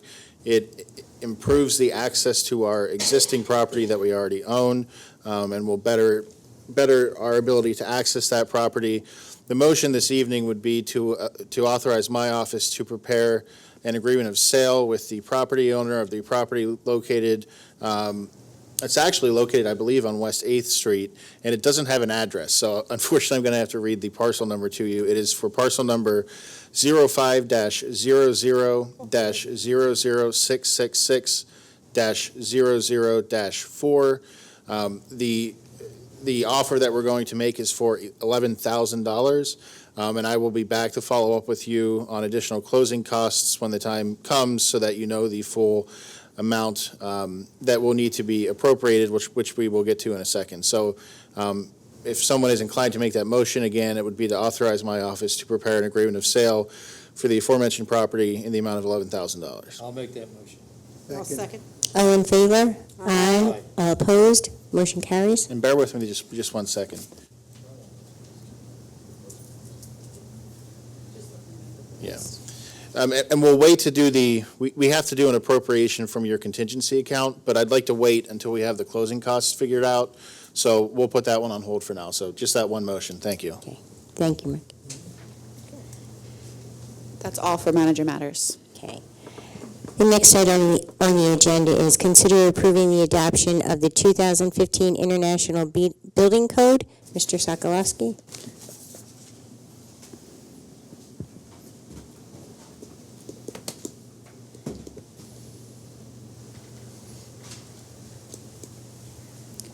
Mr. Sokolowski will actually be up here for the next 3 agenda items. Thank you, Ray. The state of Pennsylvania has adopted the 2015 codes for the ICC. It's a formality for us to adopt them. Basically, we have to use those codes starting the 15th of October. And there's a period of time where these codes, where you'll still be able to use the 2009 code. That'll be till April 4th or April 1st, and at that point, everything will switch over to 2015. There are some changes. Some of them are difficult to explain, but basically the things that are important to us, there's some changes in some of the requirements for fire personnel, for elevators, things that we're working actually with SORA right now in their building, because they're building under the 2015 code. They're not building under the 2009 code. So basically it's a formality. We have to use the 2015 code as of April. So we are asking for approval to adopt the 2015 International Building Code this evening. I'll make that motion. I'll second. All in favor? Aye. All opposed? Motion carries. Do we have any plans to do education or information to our builders, our contractors, that it would affect? Or are they just automatically supposed to know that? Most of the changes that would affect developers are under the IBC, and and those requirements under the International Building Code, and their engineers would be designing those buildings anyway, and they would be required to use the code. We won't have any surprises knock on our door saying. We won't have any surprises. I'm not going to say that. No, there will be surprises. There will be things that they're not, sometimes the code is relatively ambiguous, and those things have to get worked out, and we're in the process of working some of those things out. SORA being another example. SORA has a consultant on the fire side, their consultant, and our consultant from RVB are working out some of the issues in the 2015 code to come up with a resolution as to how to proceed. So. Smaller builders find that out in the field. That's what I was wondering. Mr. Burkowski, you're in the audience. Do you need any further education on the 2015 Building Code? No, actually, we rely on the fact that the architects and engineers are kept up to speed on this, and when they submit, they know that, we transition from. Okay. Thank you for your input. Looking out for you, Ty. Yeah, thank you. Don't like surprises. Okay, the next item on the agenda is consider approving the attachment of AT&T wireless installations. Mr. Sokolowski. AT&T, would you like to? Sure. Cool. You have a picture. So we have a representative from AT&T here, and she'll take over speaking about these. Basically, these are antennas that would be attached to some of our streetlights. I'm just going over the basic part of this. They're boosters for what used to be huge antennas. These help booster some of the signals around the area. And AT&T reached out to us to use some of these streetlights that we have, and some of the streetlights that are actually owned by PennDOT, but we will be permitting and allowing these to be put on those. Are we being paid for it? Yes, we are. Yes. Can you please introduce yourself? I'm just Okay. asking. Looking out for the residents. Go My ahead. name's Samantha Berman. I'm an agent for AT&T. So basically, this is called the Small Cell Project. What happens is that AT&T's radio access network engineers analyze data that tells them where the need is presented, where the demand for data is, the volume of users, the demand for data is exceeding what the existing macro sites in the area are capable of accommodating. So there are 4 locations in Conshohocken that we're looking to move forward with currently. 3 are on utility poles. I believe they're Pico. And 1 is on a township-owned light pole in front of The pub. the pub. So this is a sample design that we've provided. The antenna is a cylindrical antenna that's placed on top of the pole. It's approximately 1 foot by 2 feet. And then there is an equipment enclosure that's approximately 1 foot by 3 feet. There are some really great designs that blend in with the aesthetics of the area. we recognize that's a concern for a lot of jurisdictions. We're happy to work within those constraints. I believe we had a specific design in place for the township-owned pole. That was more of a concern than for the utility poles. And that's just our plan moving forward. What exactly is the benefit to we're talking about one pole, right, that's borough-owned? One that's borough-owned One for that's- our utilities. Right, so the one that's borough-owned, that we'd be making a decision on, what's the main benefit to the borough? So, Well, besides the money, so they understand the actual functionality. Yes. Okay. the functionality is really our selling point. For AT&T users, data speeds are 10 times faster, pretty much as soon as the site's integrated and the equipment is turned on. The other benefit is that these small cells are the framework for the 5G, which is the next generation of wireless capabilities that are coming out. I don't know if you're familiar with 5G. It's a very exciting thing. It's the FCC also just passed a bill that I don't actually know even what you would call that, but they're encouraging municipalities to work with the carriers to release this because they're estimating that it's a global race now for which country can be at the forefront of the 5G revolution, as they call it. $100 billion can be funneled into the U.S.'s economy if we can get this on air 1 year sooner than we're currently forecasted to. So it really is a race for all countries to really get the 5G network set up, and the small cells are the framework to achieve that. So things like the Internet of Things, if you've ever heard of that, self-driving cars, which really are not that far from the capacity that we have today, life-saving technologies in these cars. There's some really incredible healthcare benefits they're working on, and this sounds so futuristic, I understand, but they're working on surgery that can be performed by doctors in other countries, remote surgeries that can be performed. It requires that all of these devices be able to communicate 24/7, which will place a burden on the network that it cannot currently withstand. So that's where these small cells come into play. They just need to be able to communicate. Right, so we're talking benefit to the borough, no cost to the borough. Correct. The attachment will be configured so it matches the aesthetics of where it's going. And just to touch on Mr. Stokely's comment, what is the income coming into the borough?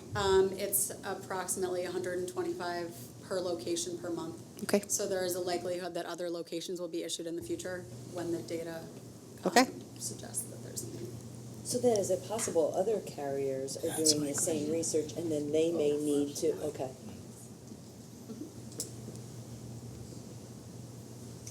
So I think on our end, the aesthetic was very important. Mr. Crane pointed out to me that some of the other municipalities dealt with, they were concerned about the aesthetic. And we had to sit down, we looked at some of the proposed different types of poles that they've put them on, and I've actually driven out and seen some of them. The one that's in front of the pub is one of the older looking ornamental type of poles, and they're very amicable as to how they are going to basically hide this unit inside that pole. So there's only 5 of them, right? At this point, we're talking about 2 locations. At this point, we're talking about 2 locations. So it might be 30. Locations? I'm sorry, 4 locations. But I don't think they'll ever be going on the Verizon poles. The equipment would be integrated into a new pole that would resemble the existing pole, and then it would be painted to match the black. It's a black Yeah, pole. it's black. You really won't be able to tell the difference. On the Pico poles, the wooden Pico poles, there's already numerous items on Pico poles, and this wouldn't be any different from that. Yeah, but we'll get the calls, somebody will call and say, what is that on that pole and what's it doing? And Yeah, if you take the time to look up now, you'll see a huge amount of different remote type of boxes with antennas on them all over Pico poles all over town. So this won't be any different. Okay, would need a motion to approve the attachment of AT&T wireless installation. I'll make that motion. I'll second it. All in favor? Aye. All opposed? Motion carries. Thank you very much. Next item is the proposed pavement markings on West Sixth Avenue. Okay, so the conversation on West Sixth Avenue has been going on for about a year and a half, 2 years. We put the stop sign in the mid-block here. This is a little difficult to see, but what's being proposed, Pannoni, traffic engineer, came up with this. What we saw coming off of Caldwell Lane is we saw that there was a perception that the speeds were very high, and as Chief Metz did some search studies, we basically threw that under the bridge. The speeds were not excessive at all. But what we do have is scenarios where there's driveways, and we have cars, instead of staying towards the middle double yellow lines, they bleed out towards the houses, naturally just going over to the right, and we have people coming out of the driveways, issues with people nearly getting involved in accidents. So when we talked with Pannoni, we were talking about striping it differently. And one of the things he came up with was this. So actually starting at Caldwell Lane, we would put a 4-foot stripe all the way to where the parking lane could come in at 8 feet. And it would be striped all the way out to Wood Street. 4 feet at the beginning, which is just an advisory lane to keep you inside the 10-foot traffic lane. And then as you get out further, you'll have an 8-foot wide parking area.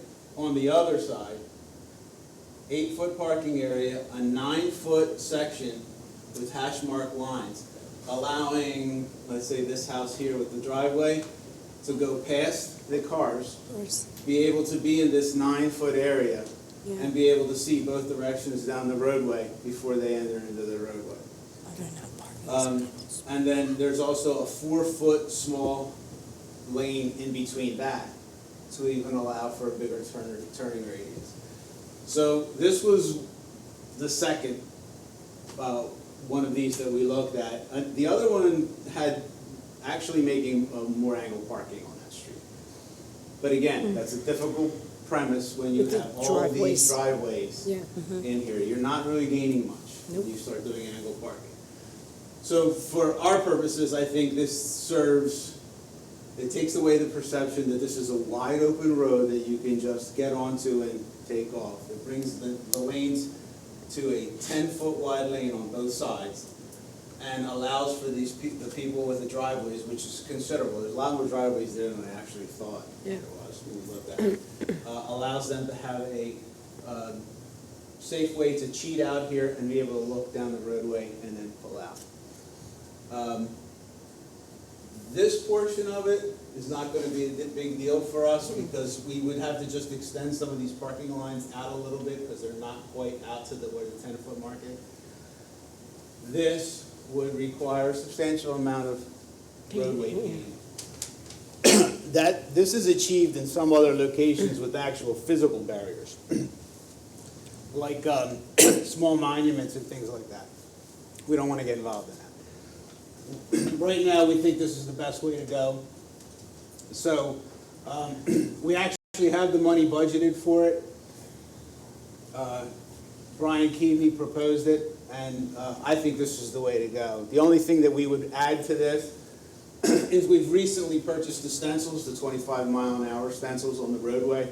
We would stencil the roadway here with 25-mile-an-hour stencils. Ray, how have we contacted and reached out to the residents that live there about this so that they're aware? If you remember the original stop sign discussion, this was part of the original stop sign discussion where we talked about narrowing this roadway. Right, so the but residents that were since here then, at those no, meetings- but since then, the residents that live on 6th Avenue, has the borough actually communicated with a letter to them that this is what we're planning to do?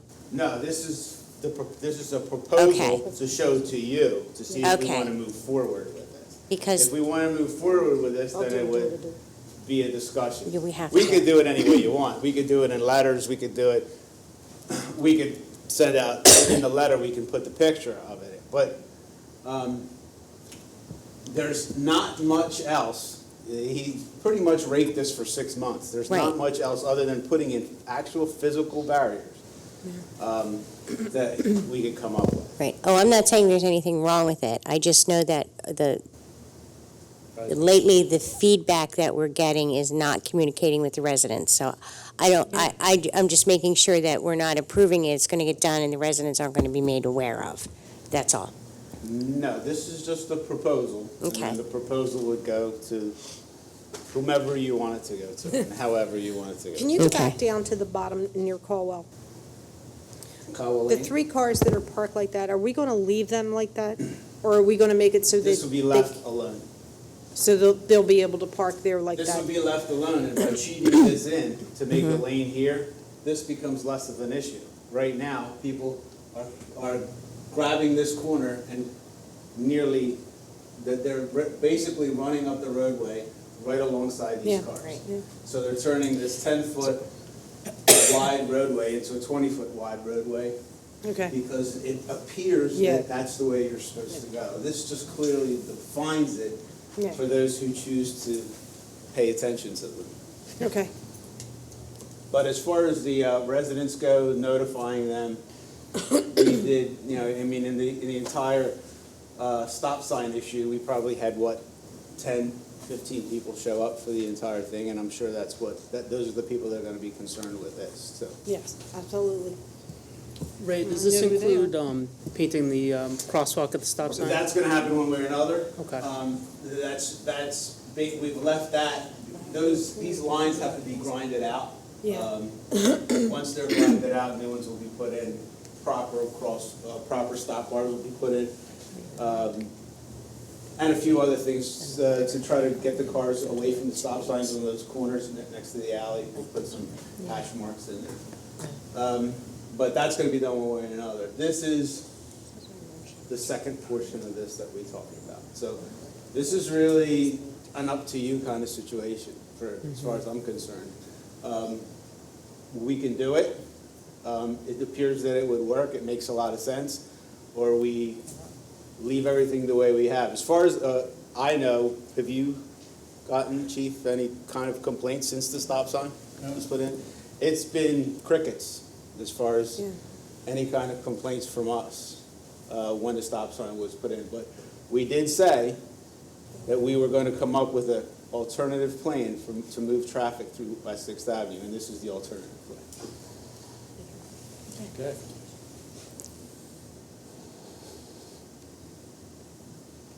That's all I have. Is there any questions on that? No.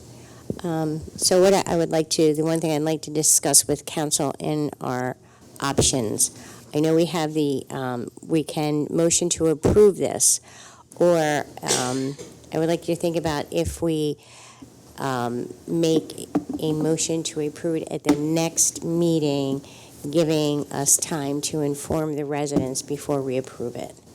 Okay. I like that. Is that okay with everyone? So just to be clear, we'll take the proposal that is in front of you. You have no recommendations in terms of revisions. Right. We'll work with Ms. Barton to notify, and then it'll be on your agenda in 2 weeks for, okay. Okay. All right, thank you, Mr. Sokolowski. Thanks, Ray. Thanks, Ray. How long into the season can we paint? Is there cold weather, hot weather issues with painting? We probably wouldn't get this done this year if we have to wait another month. So it probably wouldn't be done in 2018, it would be done in spring of 2019. Okay. But we're not waiting a month, right? So will 2 weeks affect that? I'm sorry? Will the 2 weeks till our next meeting affect that?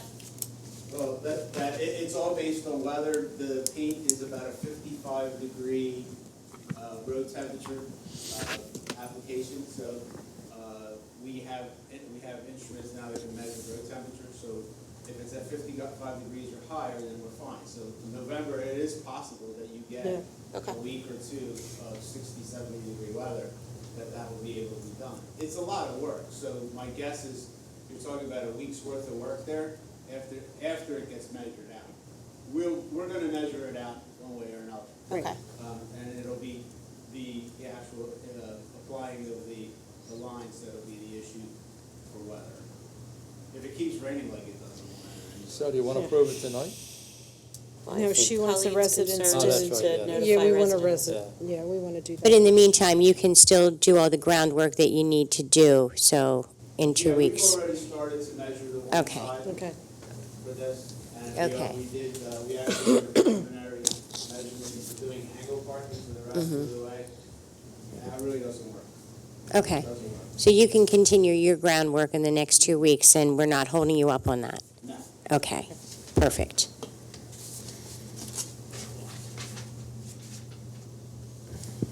Ready. Okay, the next item is legal. Mr. Peters. Thank you. I have 3 items for council this evening. The first is the request for proposals that has come out of the Police Chief Search Committee. We prepared this after 2 meetings of lengthy discussion. It is now prepared for your consideration. What we're looking for, we have a meeting tentatively scheduled for next week. And so if you have any feedback in terms of the items that we set forth in the request for proposal, we'd like some feedback now, or you can shoot me an email if you're not prepared this evening. This is a request for proposal for police consulting services, as we've discussed previously as a whole council, and certainly within the committee. The concept is to have an organization come in that specializes in the creation of a job profile for a police chief that would include an analysis of our existing police department staffing levels, budget, everything, to come up with a profile and then to work through the process with us in terms of the package that we offer the next chief and in terms of walking through the process of recruiting the next chief. So if you have any feedback this evening, excellent. If not, you're more than welcome to shoot me an email through the remainder of the week. And again, we have Yaniv, do you know when our meeting is scheduled? Is it usually Wednesday it's Wednesday? at 6. Okay, so Wednesday of next week, if you could get us anything back by then, we'll discuss it in committee if we need to, and the goal would be for council to vote on this RFP at your next meeting. And again, since this is a process, if there's feedback or there's additional time needed or additional work needed, it will be on a council agenda in the near future as we finalize and wrap up what the RFP will look like. We want to find the right firm, so we want to get it right. Anything for now? Okay, again, if you have anything, please let me and the remainder of the committee know. The next item on I just want to clarify one thing. I just want to clarify one thing, that it may not be on your October 17th agenda. You'll see it in the next couple of months, depending on where we're at in the process, okay? Thank you. All good. The next item on the agenda is a request that you consider advertisement of a zoning amendment. Your zoning officer, Chris Stetler, and I have been working diligently with FEMA. We are in the middle of an audit through FEMA.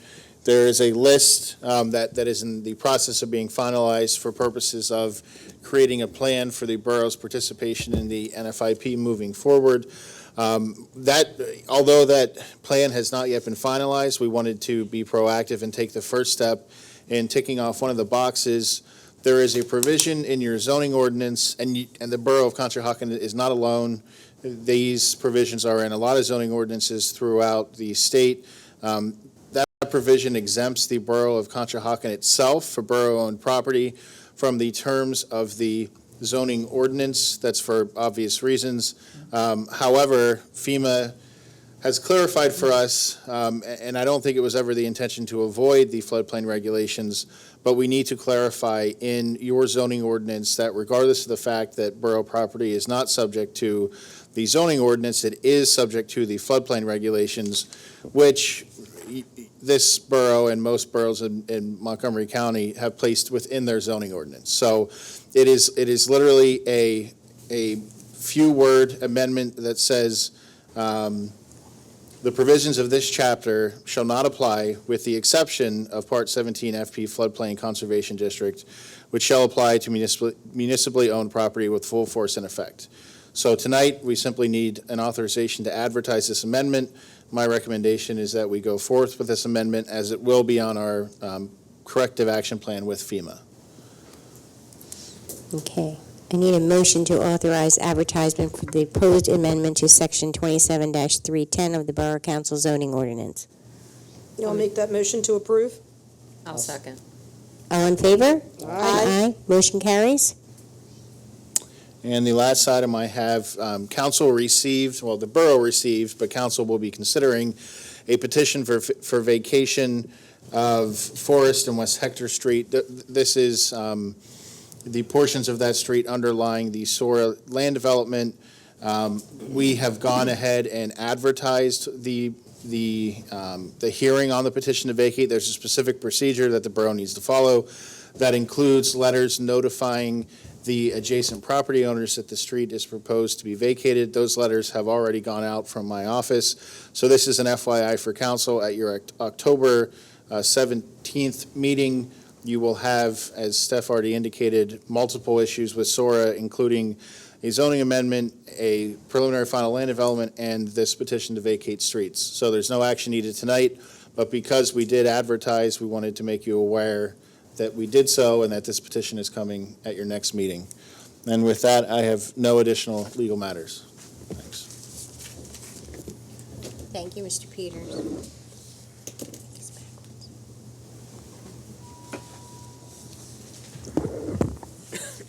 Public comment?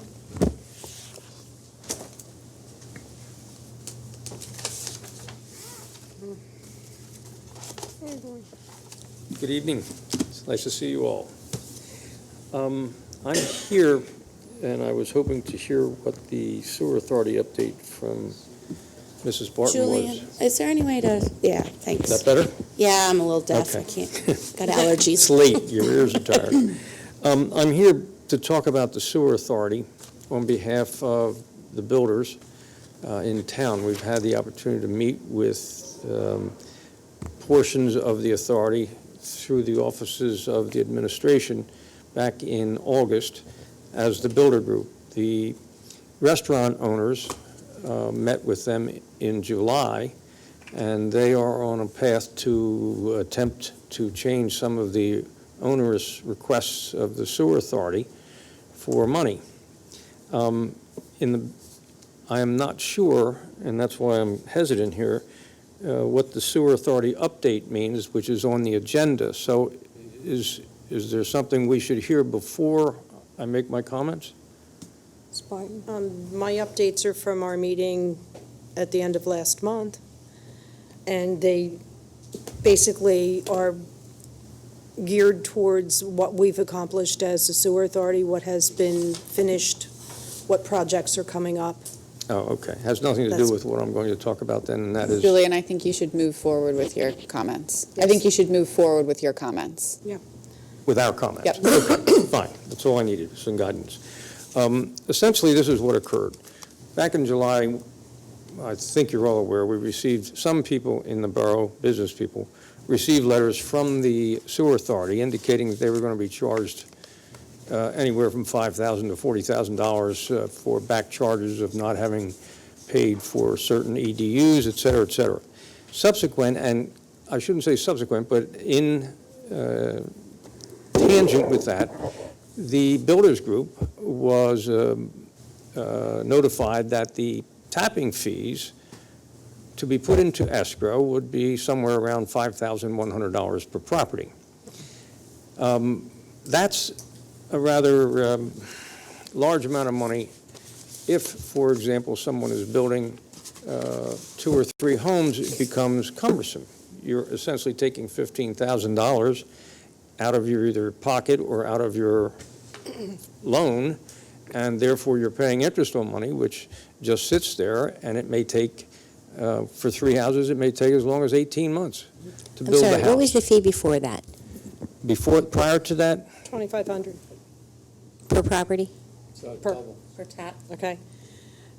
Tapping fee before that was $4,900. But the escrow, and I'd have to ask one of the That's what older I'm- fellows back here. Ty, do That's you what I'm recall asking. what that was? Yeah.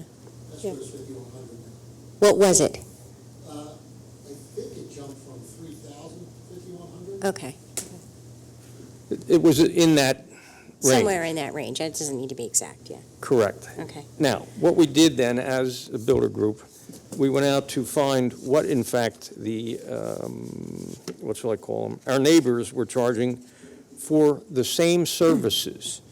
In Plymouth Township, the total bill for getting your EDU was $6,250. And that included the inspection fees and the tap-in fees.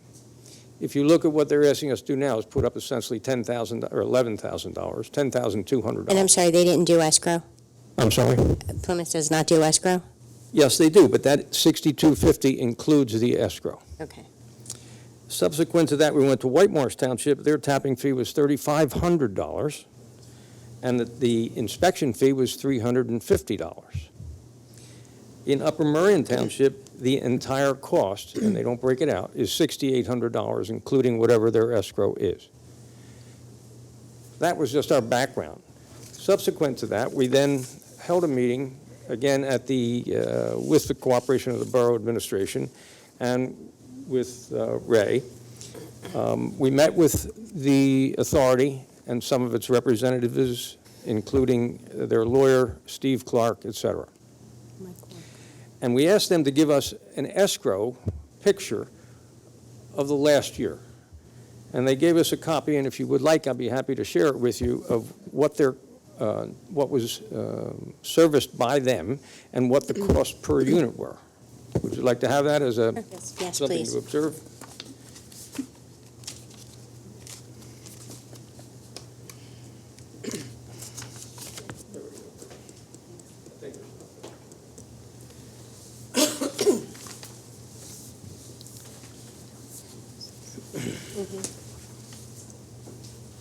Thank you.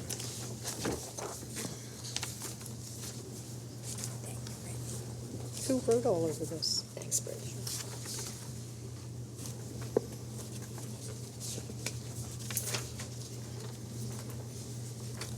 So not everyone is charged the 5,100.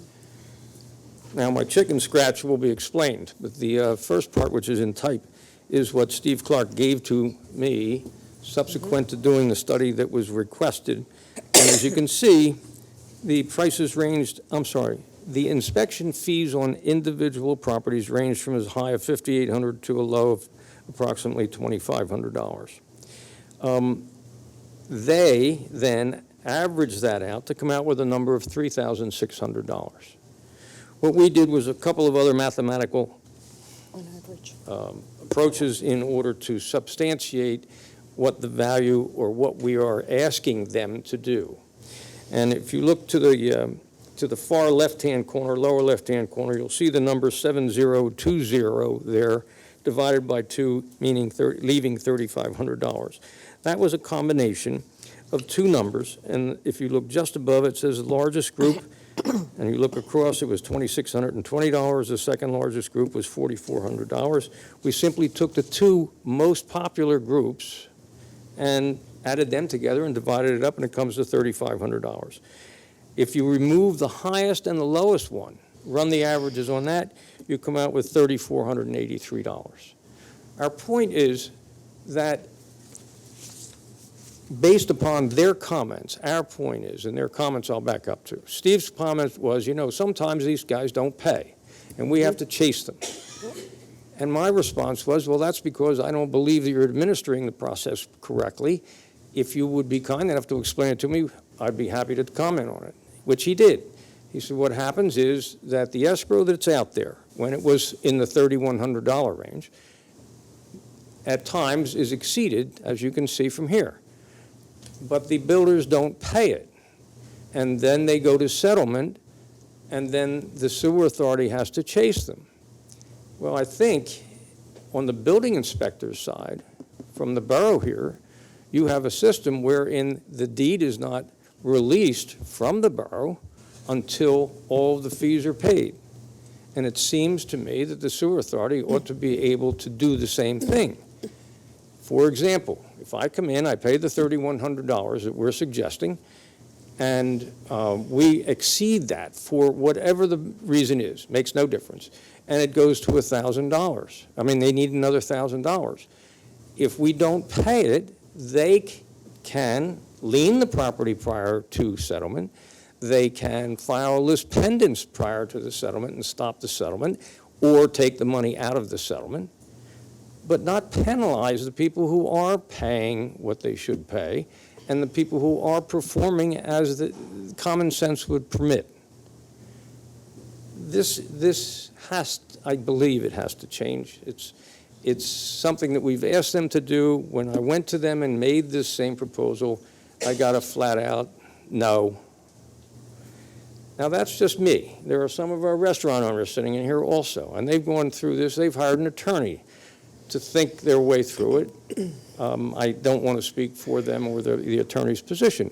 But what I'm asking for our guys, for the business people in town, is the sewer authority works for all of us. There's an attitude there in the leadership that says we can do whatever the hell we please. And while they're correct, I don't think it's the way the community ought to be operating when you're dealing with so many people who add to the community every day and work here every day. So we're asking you to either speak with them, change them, give them direction, because you are the king, and the king can fire anybody it wishes. So that's our plea. And we ask you to please consider it, because it's a tremendous amount of money that sits out there. And if you look at the properties that are coming online, and Mr. Borkowski is tied with this, and this is the Hale Pump. Well, there's 31 homes there. They have to put up $10,000 a home, $300,000 into the authority. They're not being paid interest on it. They are paying interest on it. And the money can't be used tomorrow morning, because the process of building the homes takes so long. So we're asking for your help. Any questions? Yeah, where are you coming up with the 10,000 per home? You have $5,000 tapping fee, $5,000 inspection fee. It's $10,000, Anita. On the average? Tapping, 5,000? Inspection. Inspection. 5,000 tapping fee. I didn't hear the second one. Okay. 5,000 inspection fee. You've already been told it's 5,000 per house? Yeah, they've already told us that. Because on average, it's 3,600 per house. That's your, exactly. Okay.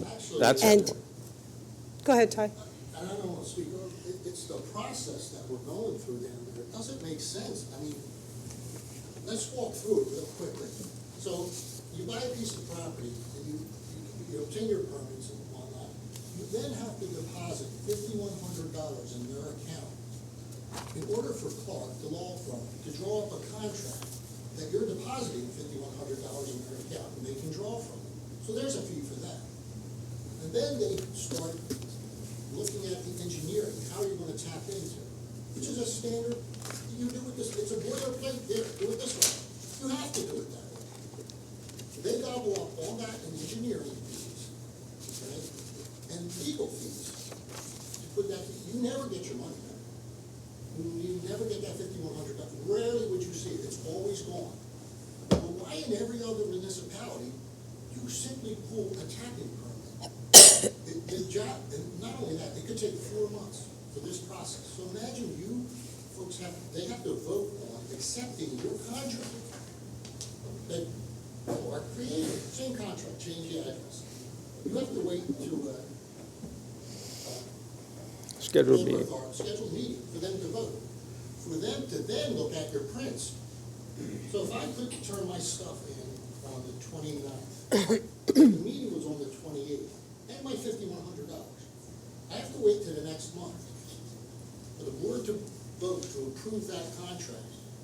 So now, they have to, absolutely, it takes 30 days then for them, Ebert, to review your plan. It doesn't take 30 days. They don't have a limit. I did a job on the first, because this required West Conshohocken's system. June 13th, I deposited my funds. Yesterday, I had a pre-construction meeting, only because I was jumping up and down saying, this has been 4 months, I have nothing. I'm putting the system in. That's it. So why is it just that authority where you jump through all these hoops? It actually takes you, it could take you up to 5 months to tap into a sewer line.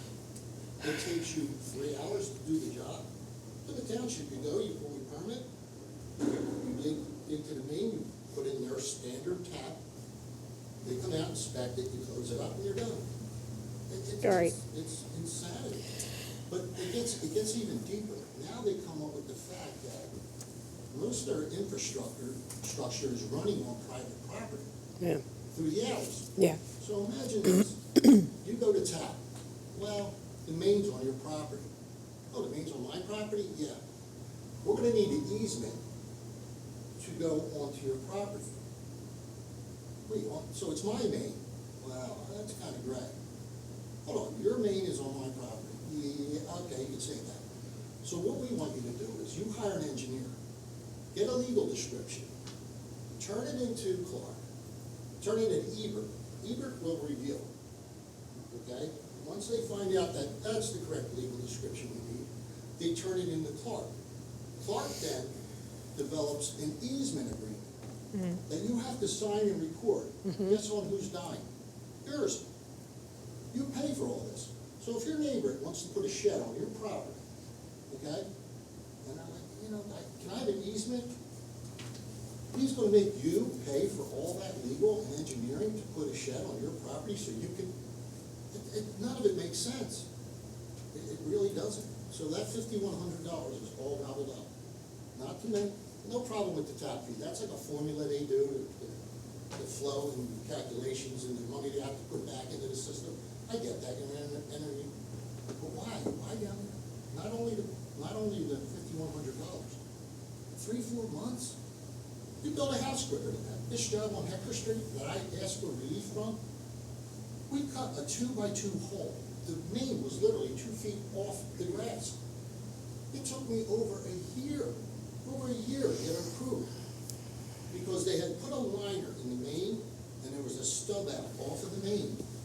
But somehow they forgot to line the little stub out.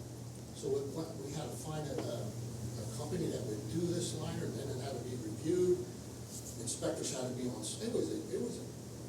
we must have, I don't know, $16,000 into stubbing that out. It was already existed. Then you gotta establish a letter of credit. There's no other municipalities like this. It is the hardest part, and I think I discussed this before, it is the hardest part of land development. It's an unknown. I think the Catania boys, because it's kind of disappointing that everybody's complaining, you folks took out the time and they didn't show up, but Catania boys did a job, and I think the main was cracked. They were responsible for replacing the main. They don't own the main. It's frustrating. It's frustrating. Okay, I will take this back, and I will see what I can do. And Felix, a few years ago, no phone calls. I don't. Just, no one, I don't think anybody's clear on how the system works. Okay. And to me, I don't know who it benefits other than the law firm and an engineering firm. They're chasing money, escrows haven't been paid. Their staff now has to follow the escrows, follow the invoices. Who does it benefit? Yeah. Okay. Simply haven't been a 8-inch line. Okay. I have one more. Sure. Go ahead. Um, You state your name, please? I'm Chuck Borkowski, another Borkowski. So, on the escrow note, which he just mentioned, Right. that's another, the bonding and all, that's another expense that you have to put up the money for and wait. As far as money being returned, every developer here has spoken, and we've spoken the meeting upstairs. Never ever once have we had money returned, ever. The chasing the money is usually how Steve said they have to chase it. It's usually over overage of inspection fees. And to give you an example right now of something I had going on, I had 10 lots across the bridge. The long story short of it is, it was designed with West Conshohocken. It was approved. I know what you're talking about. It was escrowed. Right. The job was installed, inspected. Uh-huh. The escrow was released. People were ready to move in. I was not allowed to move people in. The sewer authority would not let West Conshohocken release the UNOs unless I posted escrow with them again on a system that they bought that was already in the ground. So I posted escrow again, cash escrow. Mm-hmm. It's been gone. I called them about my bills because I'm being billed for other people's jobs within the borough, stuff that never happened. I posted, I would say, 70% of the escrow has been eaten up, and absolutely nothing besides Fred. Fred's been very fair, but all in legal fees, and to me, unwarranted bills. It's been eaten up already, and I'm on the next phase of the job, and I would just propose to all of the sewer system that's been in the ground for around 12 months. They don't want their employees, I guess understandably if you were to design it this way, to go into manholes. So they want me to rip the whole sewer main out again and reinstall it. And Excuse me. it held up my water main, it held up my paving, it held up my curves, everything. And I thought that was another surprise. I had simply just called to tie in the next phase of homes in. We were ready to pave. And they said, well, before you do that, we want to talk to you.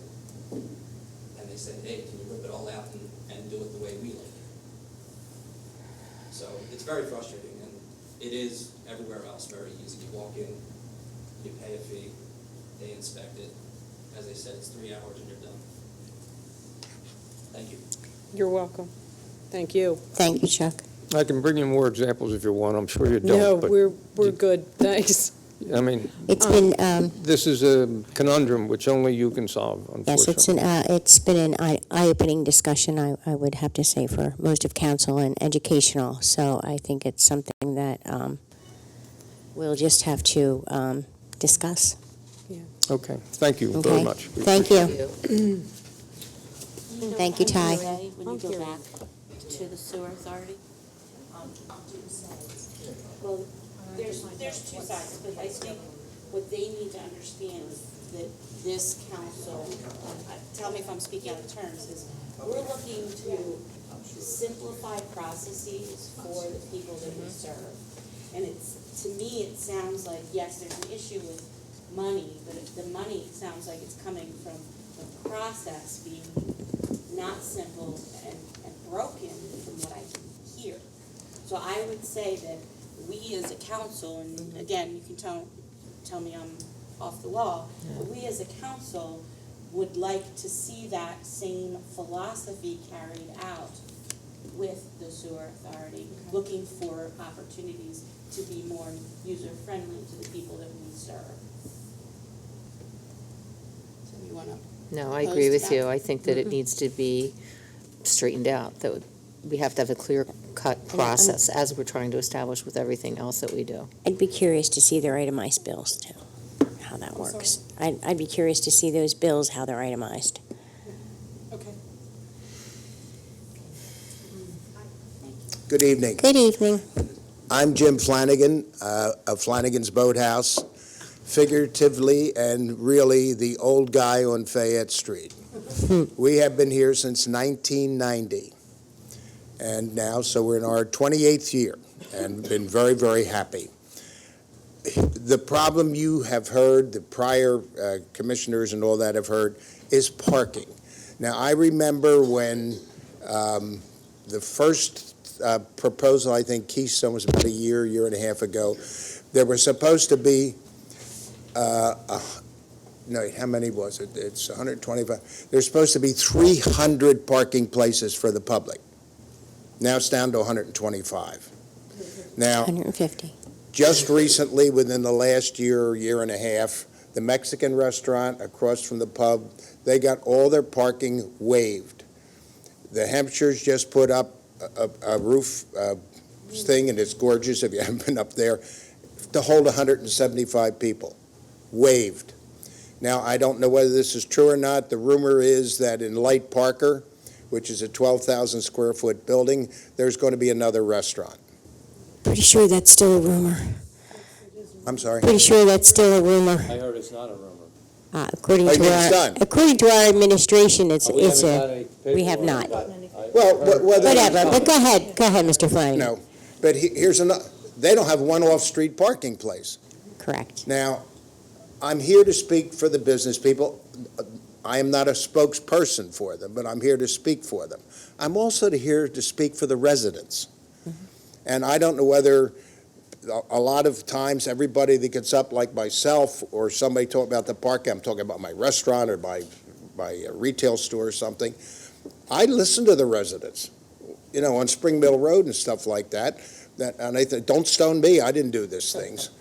And it's a shame, and I just want to bring it to your attention.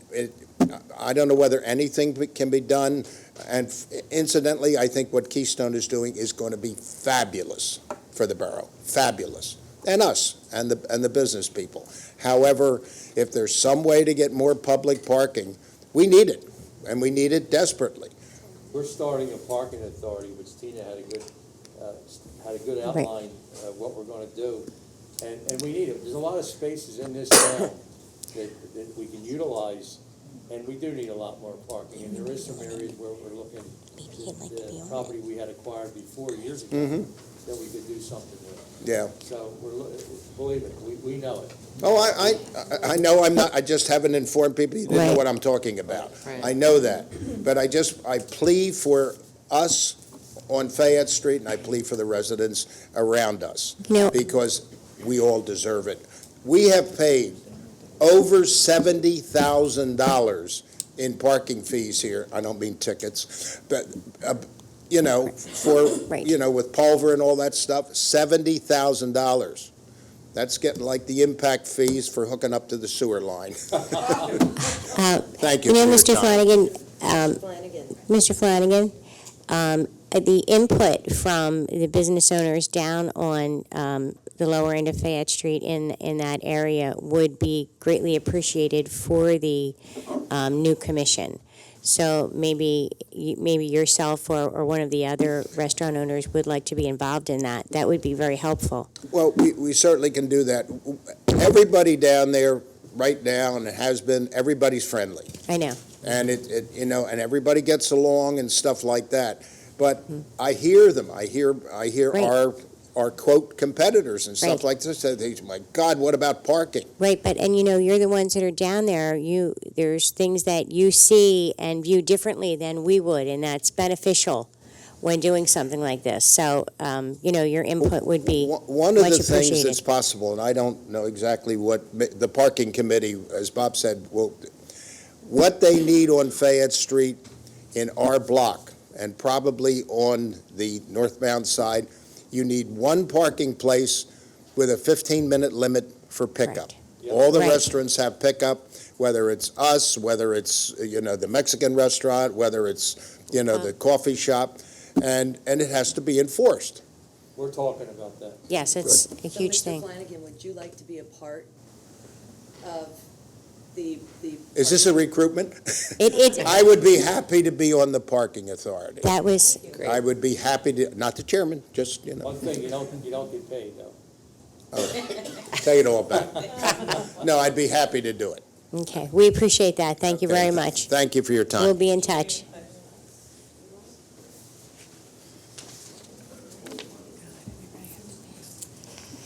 I'm Alicia Fabrizio, and I'm with the Boy Scouts, and we meet at St. Mark's Church.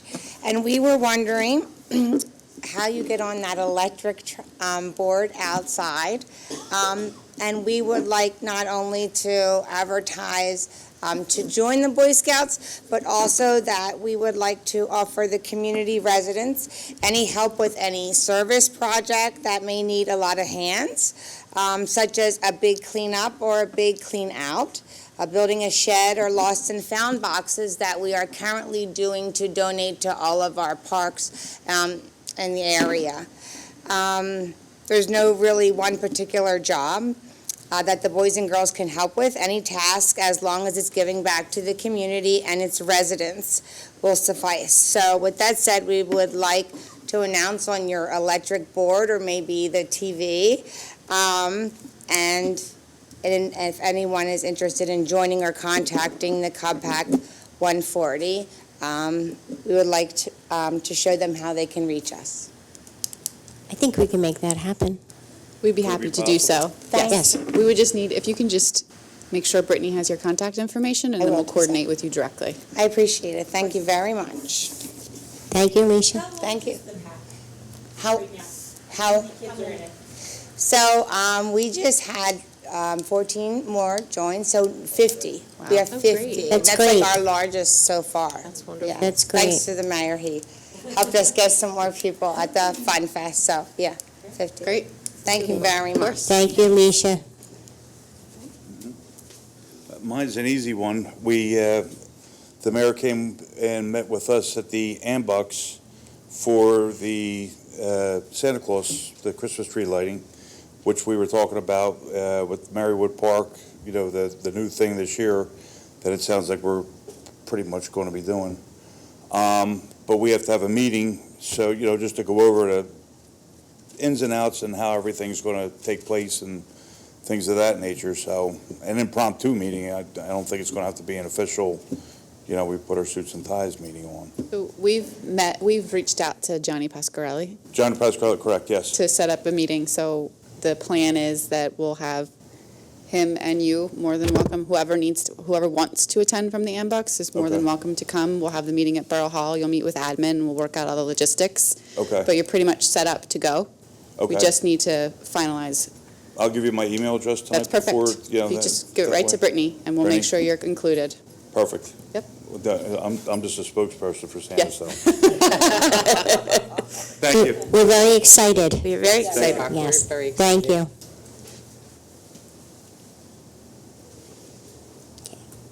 Mayor Aronson?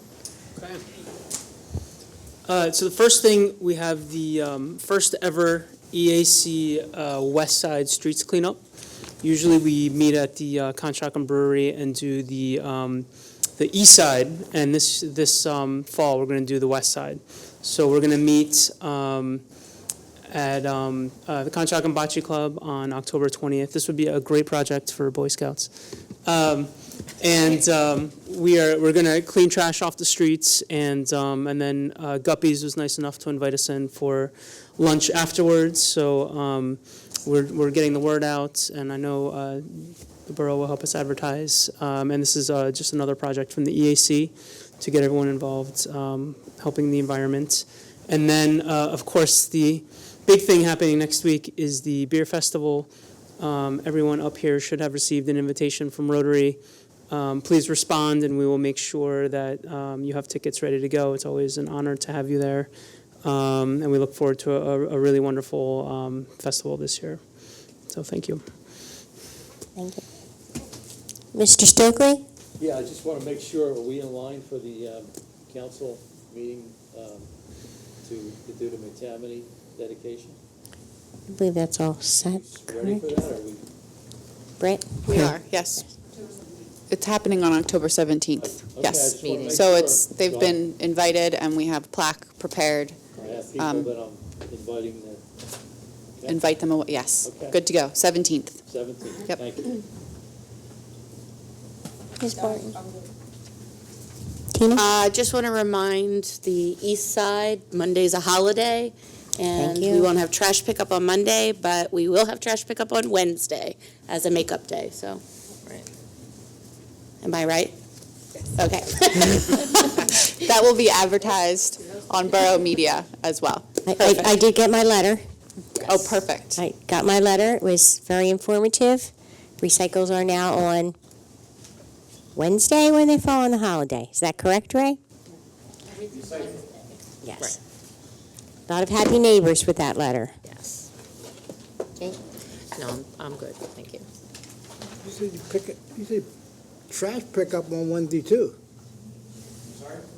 On the east side, you said trash pickup on a Wednesday too? No. No, Just recycle. right? Just Recycling only. Yeah, right. Right. Okay, We'll still that's all, have man. Thursday for trash. I know what it is, but they just. Mr. Sokolowski, can you A clarify time ago. the trash and recycling schedule? It don't make no difference, it don't make no difference, they're not gonna Okay. listen anyway. It'll be out there, it'll be out there. Recycling Wednesday, trash is Thursday, on Correct. the east side when there's a holiday on Monday. Say it again. Say it all Yeah. over. Everybody on the east side should have gotten a letter that was handed out within the last 72 hours. Okay. Right, but it ain't gonna make no difference, it'll be out there on Monday. Good on it. Can't say we didn't try. Well, he didn't put on there that next Monday is the holiday. It's effective then, but, you It'll know, be out there Monday and Tuesday until Wednesday. Take my word for it. well, we can deal with that later. They're happy now that they got another day. Karen? He's so No, positive. thank you. I see it every day. Chief Betts? I'd like to thank Brunch. They helped us host Coffee with a Cop this morning. They couldn't have been nicer in their hospitality. And shortly before this meeting came in, there were 5 police officers shot in Florence, South Carolina today, all in the same incident. Oh. And one of them is dead. I know that. I don't know what kind of shape the other is, but if you're inclined to keep them in your thoughts, it's devastating. To keep them, their families, and the agencies themselves. And they do have a suspect. Okay, I didn't know that. That's a shame.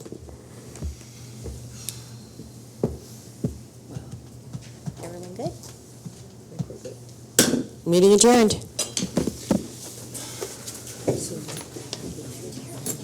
Florence, South Carolina.